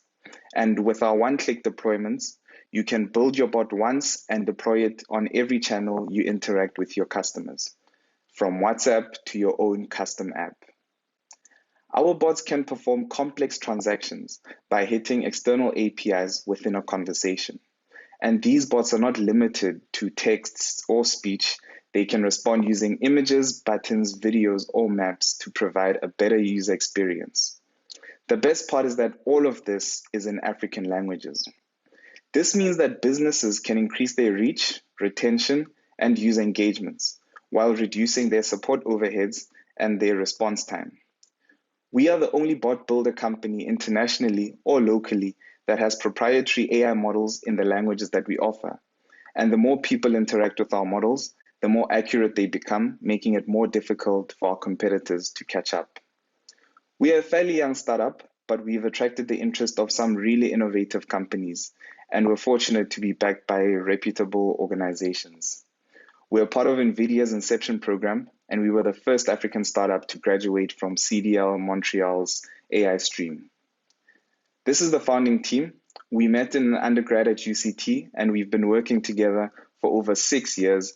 And in that time, we've won numerous awards and have been recognized by many platforms, including Mail and Guardian's Top 200 Young South Africans. And we've also published academic papers in deep learning and natural language processing. And we've spoken at multiple events, including last year's Africa Tech Week Summit. We were brought together by our vision and passion of making digital services more accessible and inclusive. And in our quest to make digital services more inclusive, and in order to grow our business, we are currently looking for pilot opportunities, and we're looking to grow our mentor network to help us in this journey. Thank you. Thank you, Thapelo. I guess one big question for you, Thapelo. I see you've amazing accolades. You've worked with the likes of MTN. Maybe you'd like to just enlighten some of the corporates that are in the room, what sort of value that you could add for them sort of outside the telco. So for example, I know Sanlam will need a lot of multilingual type services. Maybe you could go into a little bit more detail how you can help some of the corporates in the audience today. Okay, thank you so much, Grace, and thanks for having us here today. So, as mentioned in the presentation, there's a lot of ways in which we can help. So because our bots can do like really complex things, we can basically automate a lot of the customer engagements through channels that the customer's already on. And so there's just the automation of the services, but there's also customer support, because it's very difficult for a lot of South Africans, to because they can't engage with certain services because of a language barrier. And on top of that, if they need support, a lot of the time the support is offered in English, so that poses another barrier. So it's very difficult for a lot of people to actually get these services. Wonderful. And are you guys raising at the moment? I know you said mainly pilots as well as mentorship. Do you want to tell us a little bit more about your raise, if you're raising? Yeah, so we're not raising at the moment, but we are building relationships with interested investors. So we're happy to just introduce potential investors to Botlhale and just build a relationship. I love that approach, Thapelo. It's definitely a long-term game, and let the investors get to know you as you get to know the investors yourself, and see where there could be a good fit further down the line. All right, thanks, Chapelo. Our next startup is a Grindstone alumni. They recently are the winner of Grindstone X's 2020-21 cohort, and I would be amiss to not call out the Grindstone team, the Catherines, Zuwandas, and Lucys of the world, who've really been great supporters of the World Bank and its partners with the execution of the eSASI initiative. And it's been great to see some of your startups coming through, also seeing that they are able to meet some corporate needs and challenges. So without further ado, I'm going to give it up for Zule at Locumbase. Hi, I'm Zule, founder and chief energy officer of Locumbase.com. Thank you for taking the time today to connect. It excites us very much that you're curious and interested about what we are doing here at Locumbase and the mission that we are on. Not only empowering medical professionals, but also optimizing the business of healthcare. What is a locum? A locum is a freelance medical professional.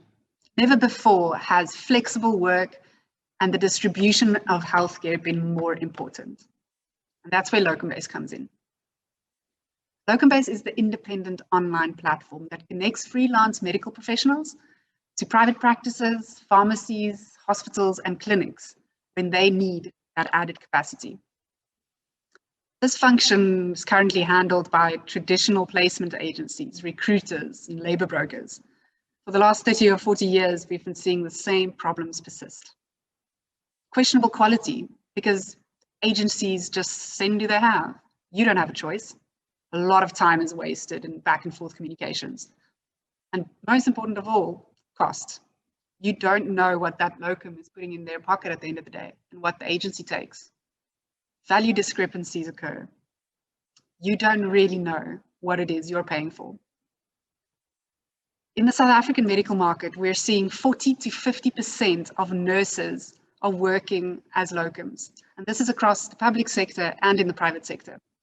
Our focus has been on the private sector and serving private practices and private clinics. Our mission is to serve the public sector as well, because we know how badly it's needed. When we look internationally, we see the same problems persist in the UK, in North America, in Europe.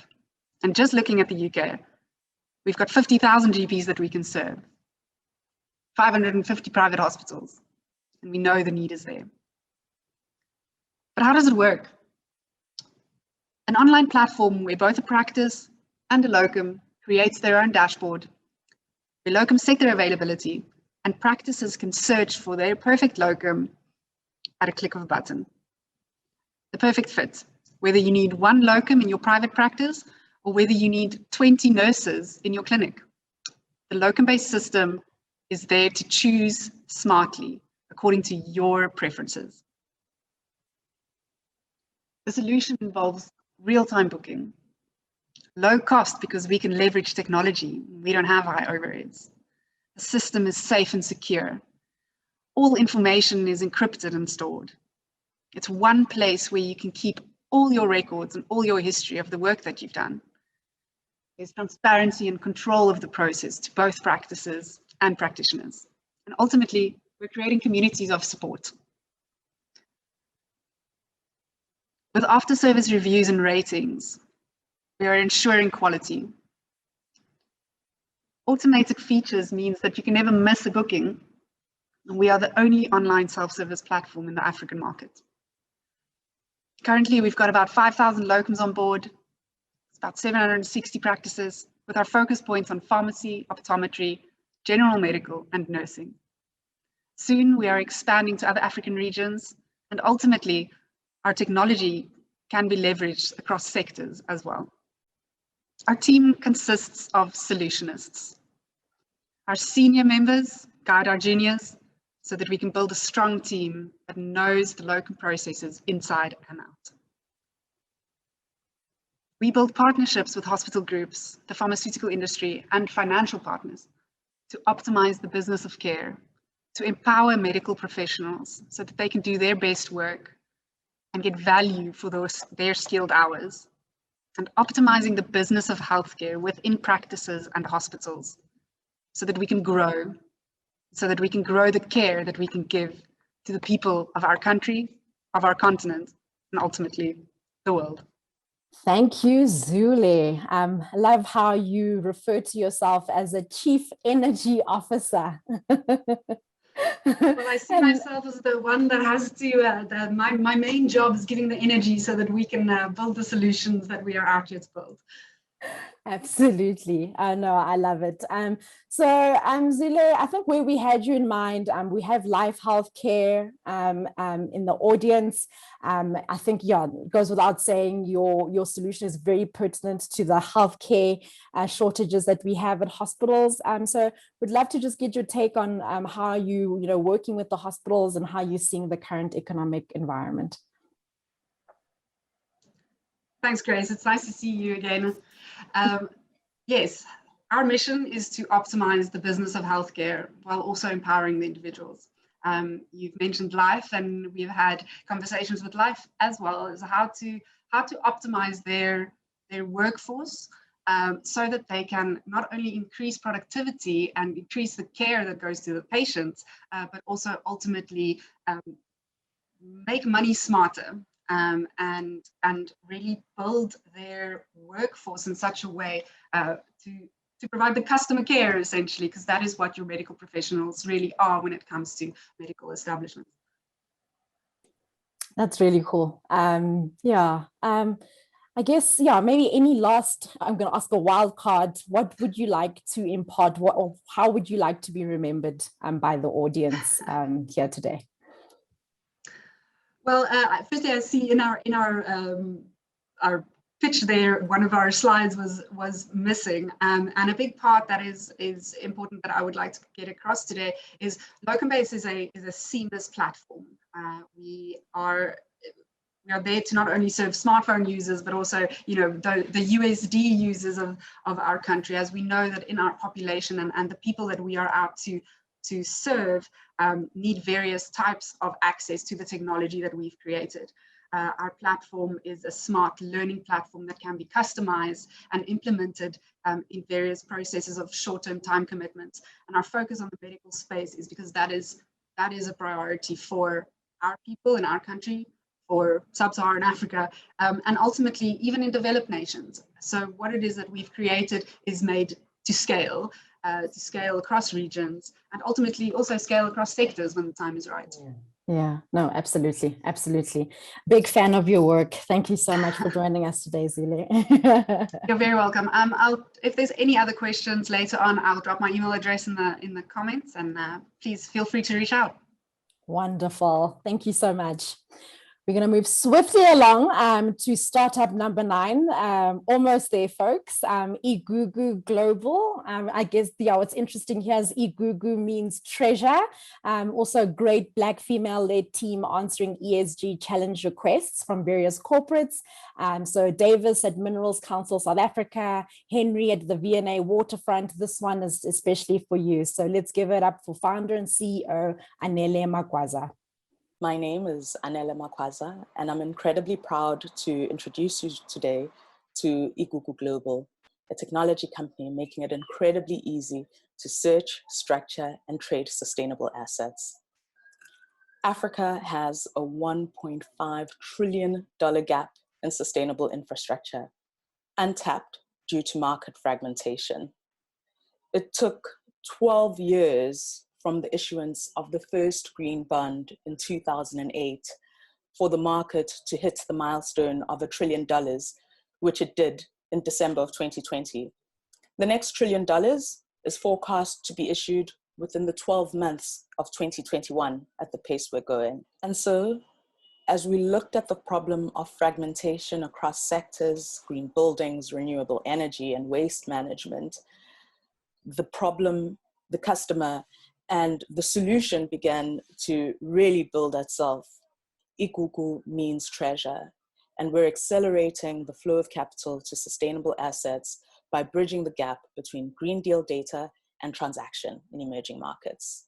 We do this by mapping physical and transition risks, the state of decarbonization across different markets, as well as who is financing the transition very essentially, and thus connecting the developers of sustainable projects with more viable long-term sources of sustainable funding. It comes together in a first-of-kind climate adaptation and access to market platform that is helping corporates, investors, and developers of small projects access intelligence, build resilience, and stay connected in their search for sustainable finance. More and more people are asking, how do I access green finance on the continent?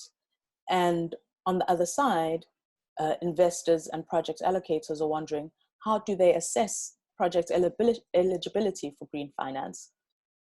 Well, in a 4-step solution of making an account, mapping and searching your own exposures, tagging your project, and connecting and disclosing your status, we believe that we're well on our way to building a green finance directory that will become a climate LIBOR, helping investors decide and differentiate across risk. The addressable market size for Igugu Global cannot be ignored. 80% of projects on the continent never reach financial close. Over and above that, while the rest of the world is at 86% ESG disclosure, penetration on the African continent is at only 2%. Our business model is freemium to premium, and this is fundamentally because we believe that every business should understand its climate risk exposures. Since 2019, we've entered and made transaction in 2 key markets that we believe have the highest points of leverage on Africa's climate future, Nigeria and South Africa. In the course of 2020, we were able to coalesce our learnings from East and West Africa and join the Climate Bonds Initiatives and FSD Africa in launching the Africa Green Bond Toolkit. And we're post-revenue, making money, proving the case that there are people seeking access to sustainable finance and investors very much seeking to save time and money in the search for sustainable assets. We're seeing similar companies such as Carbon Delta and Sustainalytics have already made early exits to the likes of MSCI and Morningstar. A diverse team with global experience and absolute tenacity is putting this product together. But our ask today is that you join us.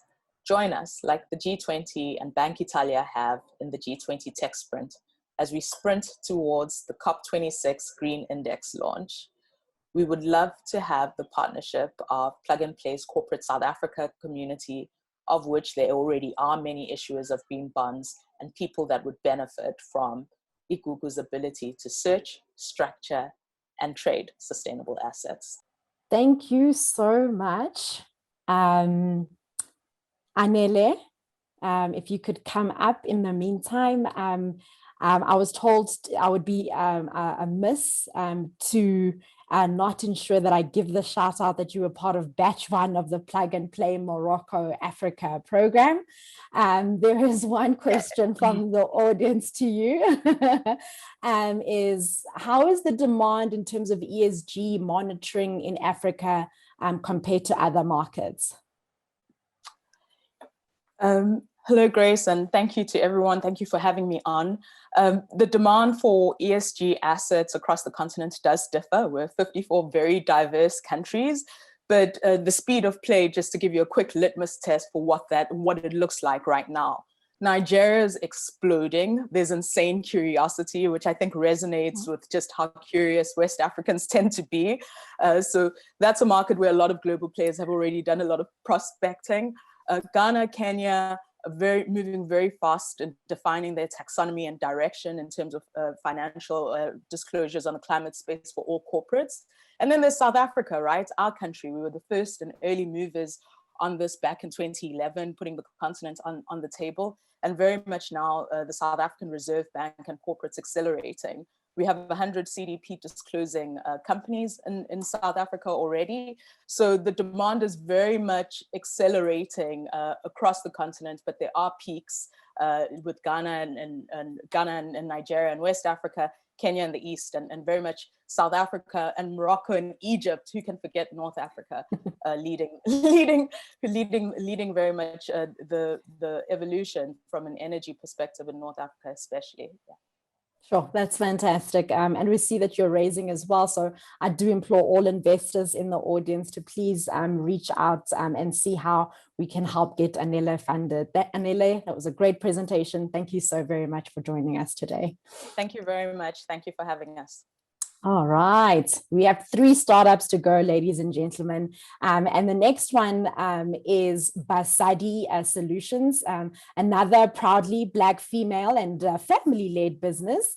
They'll be telling us more about Piwe, a recycling system of decentralized apps for turning waste into a resource through mobilizing and empowering the community. For those in Joburg, think of those guys on the roads that we get very irritated to see on the side of the road when they, but we know that they are really just trying to collect recycling for us. So without further ado, let's give it up for the vibrant Zuziwe Magi. Good day, everyone. My name is Zuzi, and I'm the Director of Data and Analytics here at Basadi Solutions. Over the next 4 minutes, I'd like to take you through what we believe is a great solution for a world problem. Too much waste, not enough recycling. In reality, we're at a tipping point. There are clear inefficiencies within the recycling value chain as it exists today. Lack of education and information, as well as a major gap between the formal and informal waste sectors. In fact, in South Africa alone, we leave behind $1.5 billion of value in landfills every year due to poor education. Waste pickers are stigmatized, financially excluded, and work in harsh, unsanitary conditions. And with high unemployment in the country, there's a clear opportunity for job creation within the waste sector. There are many solutions out there, but what Basadi aims to do is to aggregate and amplify the impact through our flagship solution, Piwe. Piwe is a system of decentralized apps that form a circular process which makes it possible to trace recyclable waste from cradle to cradle. So how does it work? Households are first incentivized to separate at home. Let's take Mbali's household, for example. Once she's downloaded the app, she can go to the scan and learn section where she gains knowledge on how to separate her waste and to scan her recyclables. Once she has done that, she can go to the checkout section and request for collection. Collection is managed by our recyclable materials traders or RMTs. These are the former waste pickers. They are now formalized, well-paid, and well-trained. Piwe then selects the nearest RMT to Mbali. In this case, it's Jabu. Once Jabu is notified, he can then go to Mbali's house and collect the waste. And Mbali then receives rewards on the Piwe app for her waste. Jabu then takes the waste to buyback and beneficiation centers where they are sorted, recycled, and made into new products. Jabu from there receives payment via the Piwe app wallet. He can redeem this through retailers or cash it out at ATMs. The waste, which is now made into a new product, can now re-enter the market. With Piwe's underlying track and trace technology, corporates and manufacturers are able to receive data on the life cycle journey of their products. Our revenue model is geared towards our key customers. Inherently, it's free for households and on a subscription basis for businesses that require collection of waste, as well as subscription basis for businesses and corporates that would write data reporting on their products, as well as being able to track the UN SDGs. Beneficiation centers that take waste and make it into new products share in their revenue sales that they gain from these products. One company alone can't achieve this whole entire system. That's why we've partnered with already existing mobile wallets, IoT tracking and tracing specialists, as well as beneficiation partners. And our current traction means we have a working prototype with initiatives that are secured in the recycling sector, as well as 3 townships which are ready to launch. But what makes Piwe different? Simply, Piwe is an inclusive circular economy solution. It incentivizes communities to separate its source. It incentivizes behavior change, and in fact, is a system that benefits and looks to everybody within the value chain all the way to beneficiation. And the team behind this, we have first the co-founders of Nana and Zach Mieza, the brother-sister dynamic duo who have years of experience within the engineering, marketing, and manufacturing sectors. And myself, the analytics guru who binds it all together. We have a broader team, and that is made up of 60% women. We're very excited for this opportunity today to talk to you, and we'd love to partner with corporates and manufacturers, as well as NGOs and government who have a sustainability and unemployment focus, as well as, of course, investors. Thank you very much for your time, and I hope you have a lovely day. Goodbye. All right, thank you so much. Zuzi, are you up? Hi, can you see me and hear me? Yes, can see you and hear you clearly. Great. Hi, thanks so much for joining us, Zuzi. I think one pertinent question for you that's also come through the Q&A. What made you guys think of this? What made you really start this business, given your different backgrounds?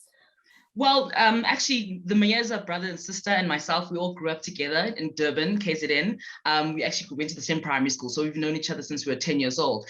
And in that growing up, we have seen how our townships have gone from places where, you know, people were prosperous and things were going well to now the roads are cracked, there's rubbish everywhere, you know, and there's that degradation of our homes has, hit us hard. And we want to see our communities get better. We want to see the world get better. And that's what's really driven us to get to this point in terms of getting the community out there, not only creating their own jobs, but also making sure the environments are clean. Awesome. And are you guys, I believe you are raising at the moment as well. This is your moment. Yes, currently we've been bootstrapping for the last, we opened up in 2019. So we've been bootstrapping this whole time. We've on our own, just within our own income, just raised about $500,000. And that's what we've been using to get the prototype working. We've already gotten 140 RMTs within the 3 townships. And what we want to do is expand. And that's what we're looking for, is partners that can join us to help expand further into the townships, and into the suburbs that we've also identified, and the partners we've got in some suburbs as well, between Johannesburg and Durban. So we're looking for not only just investors, but also government and NGOs that can join us and partner with us in this, as well as corporates who are interested in getting data about their consumers in townships, as well as their waste and recycling habits. Nice. So yeah, investors in the room, please do reach out to Zuzi and her team. I think they are really trying to solve a most pertinent issue in our country, and whilst also creating jobs. And like you're saying, giving dignity to the people that we otherwise don't fully appreciate. So thank you for everything that you and your team are doing. Thanks a lot, Zuzi. Thanks very much, Grace. Thanks, everybody. Bye. All right, nearly there, ladies and gents. We have 2 more startups. Our second last startup is a proudly Namibian startup called Tololi Shop. This startup, it's probably worth just noting, we must also be conscious of the reality outside, even though we're trying to stay positive. For this startup, we had a corporate distill in mind for this company. And unfortunately, the corporate services director, Kirshen Pillay, had to send his apologies that he couldn't attend live to see the pitch. They are one of the companies that has suffered severe damage from the looting at some of the distribution centers and offices that were burnt of theirs this past week. However, he had endeavored that he'll get some of his team members to join. But yeah, let's give it up for the CEO, Philemon Nanoholo. Hi, my name is Philemon, and today I'll be telling you about Tololi online store, from source to you for convenience. It's no secret that Namibia has a lack of reliable local online shopping solutions, which is a shame because online shopping comes with quite a few advantages. Hosting an online store means that retailers no longer have to worry about storage and its rent. This also means that with fewer staff members required for online platforms, the overall operating cost is lower. This allows online shopping solutions like Tololi to charge less for general retail products and for manufacturers and wholesalers to sell more. Tololi offers a convenient e-commerce website that gives businesses and natural persons direct access to manufacturers and wholesalers. And in that, we cut supply chain costs and save local companies and natural persons money and time. This service is targeted at our large traffic of natural persons. However, we also gain the attention of small businesses in the market. Companies may use our service to stock up on goods that the office may need, including but not limited to stationery, office groceries, and other consumables. Small businesses in the manufacturing industry may also sell on Tololi online store. Tololi will allow these businesses to collect accurate data about their customers, including address, contact details, and purchase behavior. Tololi launched in Namibia on the 27th of March 2020. Our next target is South Africa to get a taste of the competition and market, and then spread to the rest of the SADC market thereafter. So far, we have an estimated 0.4% market share within Namibia. We aim to reach at least 4% before expanding. Here's a quick look at our product. You simply pick a product and add it to the cart. You give us your physical details as well as any other details that are necessary. Choose any of our secure payment methods. And then most importantly, you sit back while we deliver to you. Here's a look at our local partners so far. We have managed to onboard Bookden for books, Namibia Wine Merchants for wine and champagne, Pebble ID for gadgets and accessories, and Kiyomi Sands, a local manufacturer of skincare products. This is to name a few. Tololi is looking at expanding this list of local partners. This is what makes us special. Trust. Being local gives our customers a sense of security. Issue resolving. We offer faster issue resolving for unsatisfied clients. Our dedicated international team allows us to find the best shipping rates as well as highest quality manufacturers. And price. Having a local team gives us pricing advantage due to our market knowledge. To date, we've had almost 52,000 sessions on our website, almost 660,000 Namibian dollars in online and offline sales to businesses and natural persons. And our conversion rate stands at 2.18% compared to a global average of 2.58%. We also scored a newspaper review, accelerator certificate, and we made it to launch Namibia's top 5 startups of 2020. Our combined social media following is just over 5,000 followers. We have a strong team with values we believe in: honesty, affability, and integrity. Jing is our numbers and sourcing guy with e-commerce and financial expert. Pedro is our IT geek and general manager of our SA branch. And I am the people's person, AKA sales and marketing team lead. We are asking for a partnership with corporates that will give us access to wholesalers and manufacturers so that we can increase our variety of goods and serve more customers. We're also open to network with individuals and corporates that can help us grow and improve our logistics network, as well as mentorship.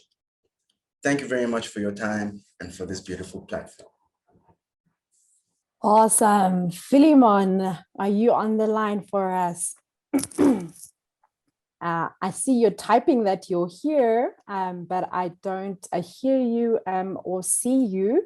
But yeah, we most certainly had you in mind for the likes of Distal, and yeah, wanted to know a little bit more of, you're very keen to work with corporates. What has your journey been like at the moment, and where have been the biggest bottlenecks in your opinion?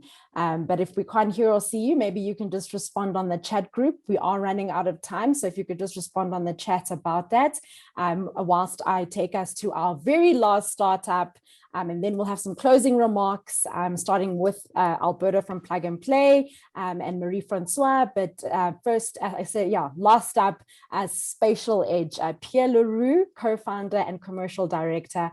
The floor is yours. Hi, Pierre here, co-founder and director of Spatialedge. You may have noticed in the past few years that in the advanced analytics world, many large enterprises have been hiring teams of data scientists. They've bought very expensive technologies, and they've enlisted some of the big name consultants to unlock the value from their data. Yet they're not getting any sustainable value. Why? Because machine learning models are not being correctly operationalized. If this sounds familiar to you, you must know that you are not alone. You see, the past few years there's been a few studies showing that a lot of data science projects or delivering machine learning models to production fails, or they're not very successful. But don't worry, that is where we come in. At Spatialedge, we create sustainable value from data, and we do this by building things called AI apps, or artificial intelligence applications. So what are these, you may ask? AI apps can be split into 2 different categories. 1, integrated models. These are, for example, your typical recommendation engine on an e-commerce site. The second type is what we call decision support applications. These are premium data tools built specifically for the planners and the buyers and the workers within your workforce. This is, for example, one of the tools that we built for 6 out of the 40 retailers in South Africa. It's got more than 130 active current users, and at this point in time, we are continuously improving and updating and adding more components so that we can rapidly roll out similar data applications in any industry. So what's the point of this all? The point here is you want both your users and your employees to take actions. And you want them to make good, optimal, data-driven actions. And to be able to do this, you need what obviously we call AI apps. But in order to build AI apps, you need an analytics platform and a data engineering platform underneath that. Now, getting all that done means you need the whole analytics stack. There's many layers to it, and I can't go into all the detail here, but this is what you need. And to be able to get this takes quite a while to build up. So what we provide is what we call the acceleration toolkit. This is a combination of things, starting with the data platform. We've got multiple technologies, external partner technologies, industry standard technologies, and some internal bespoke technologies that we put together to form a data platform within any organization. We've got a team of specialists, data scientists, machine learning engineers, and data engineers that can augment your team and deliver good capabilities. We also have or follow the industry best practices around machine learning and data operations, follow lean and agile methodologies, because this helps for building, integrating, delivering, and managing multiple models in a robust manner so that you can rely on them. And if you're not 100% sure where to start, you would love to get started getting some value from your data. We also provide some strategic services as well as a maturity model to see where you are in your data journey. So in a nutshell, we build these things called AI applications, and we provide this acceleration toolkit consisting of the strategy, team sourcing, data platform, MLOps, and data ops.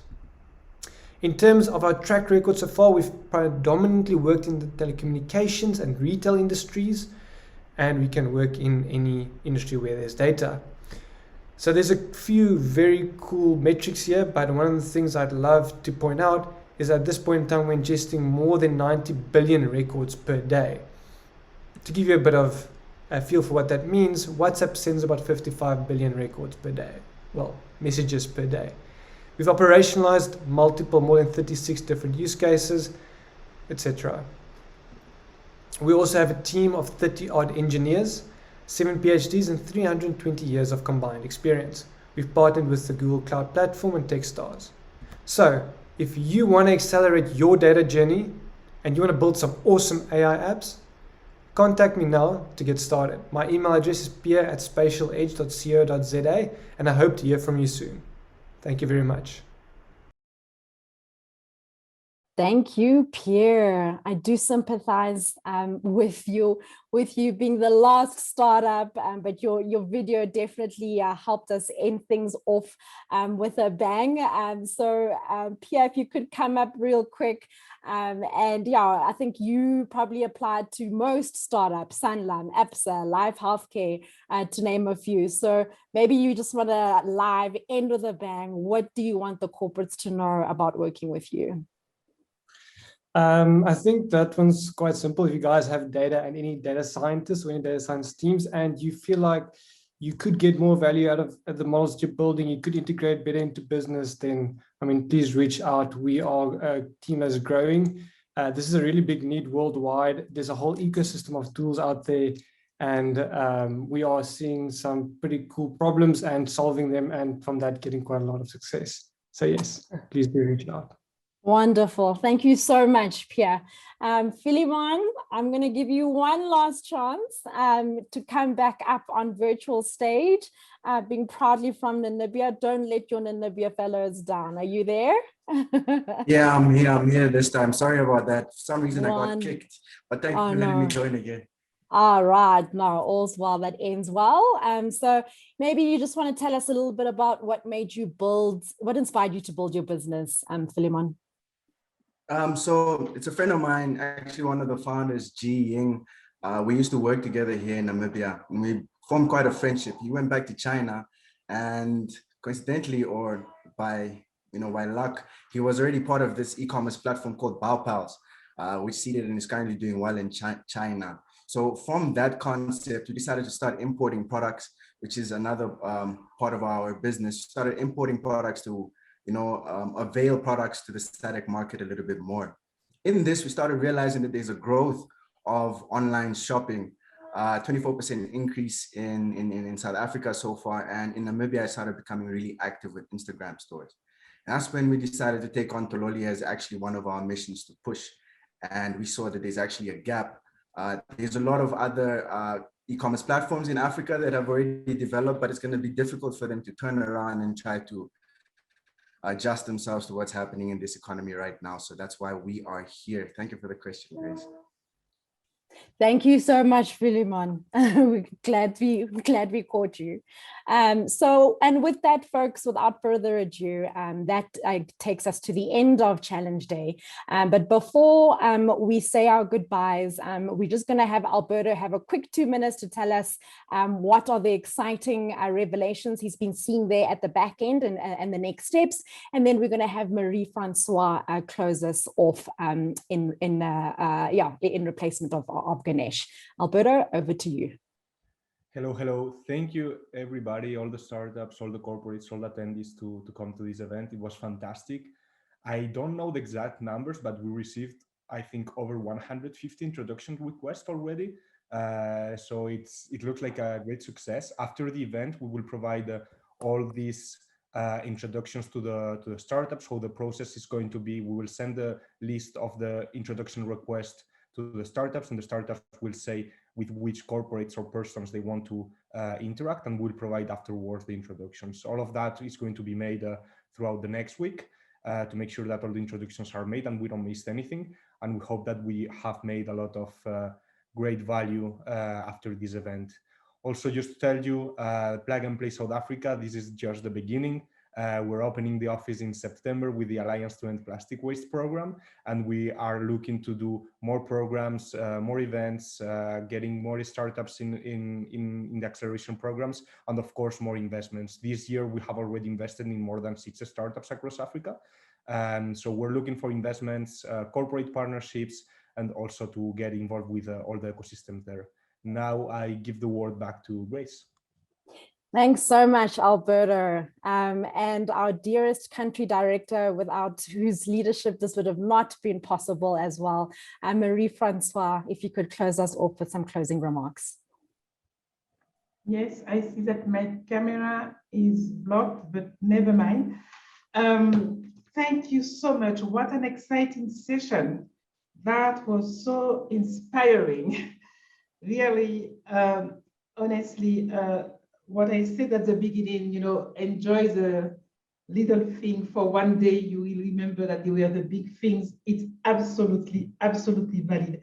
First of all, I was quite impressed to see that the solutions that you are bringing are really to address very specific, very pertinent problems that we have on the continent and of course in our sub-region. Issue of access, to finance with, how do we do innovative rating, access to energy, being able to access. Actually, I am already one potential client, I need to have my solar energy directly. So honestly, I'm ready to connect with you. The issue of circular economy, we see it every day that this is not being done. I see the potential, in the area where I live, a possibility to structure that a little bit better. Improve the insurance market. I mean, the e-platform. I mean, fantastic. And what was important to me was also that your solutions are solutions of global significance. They can be applied on the continent, they can be applied outside the continent, they can be applied in other regions. So I'm sure that, we have really solid and very good ways, in days ahead of us.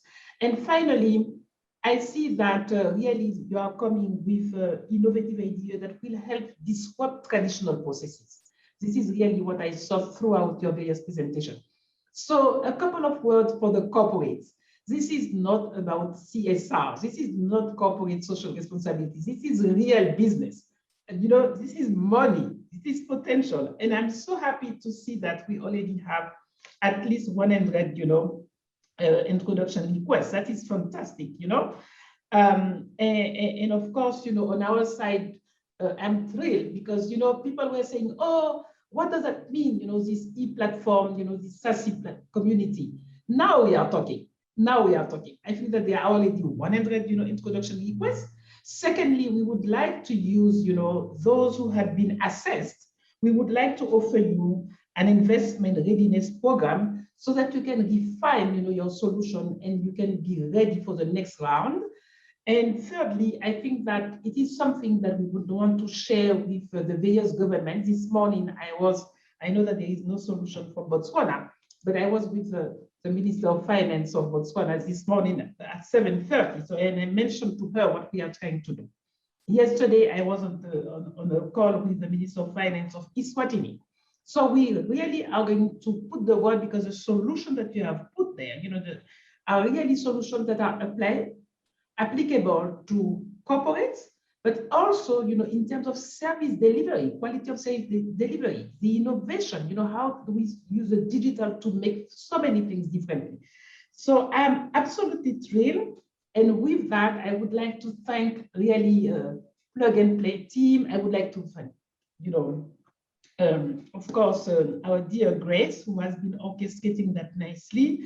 Corporates, frankly, it is a beginning. We count on you to really honor this introduction request. We would like to have a feedback in 1 month on how this is really translating into concrete action, into concrete contract. Thank you to all of you who have joined today. And I really want to give a special thanks to Ganesh, who has been really the architect behind that. I want to give you a secret. He just got his job, so he's not in great shape. This is the only reason why he's not speaking, and I've accepted to do it. But really, let us meet, shortly. The journey has just started, and let us show that we can innovate, we can scale up, and it's a reality in our sub-region. Thank you very much to all of you, and have a lovely day and lovely weekend. Thank you. Wonderful. And just like that, all things must come to an end. It's a wrap, ladies and gentlemen. Thank you for your patience, your contributions from honestly the whole team. Thank you. And yeah, stay tuned for next steps on the results and the impact that this challenge will have. Have a great Friday and rest of weekend, everyone. Stay safe.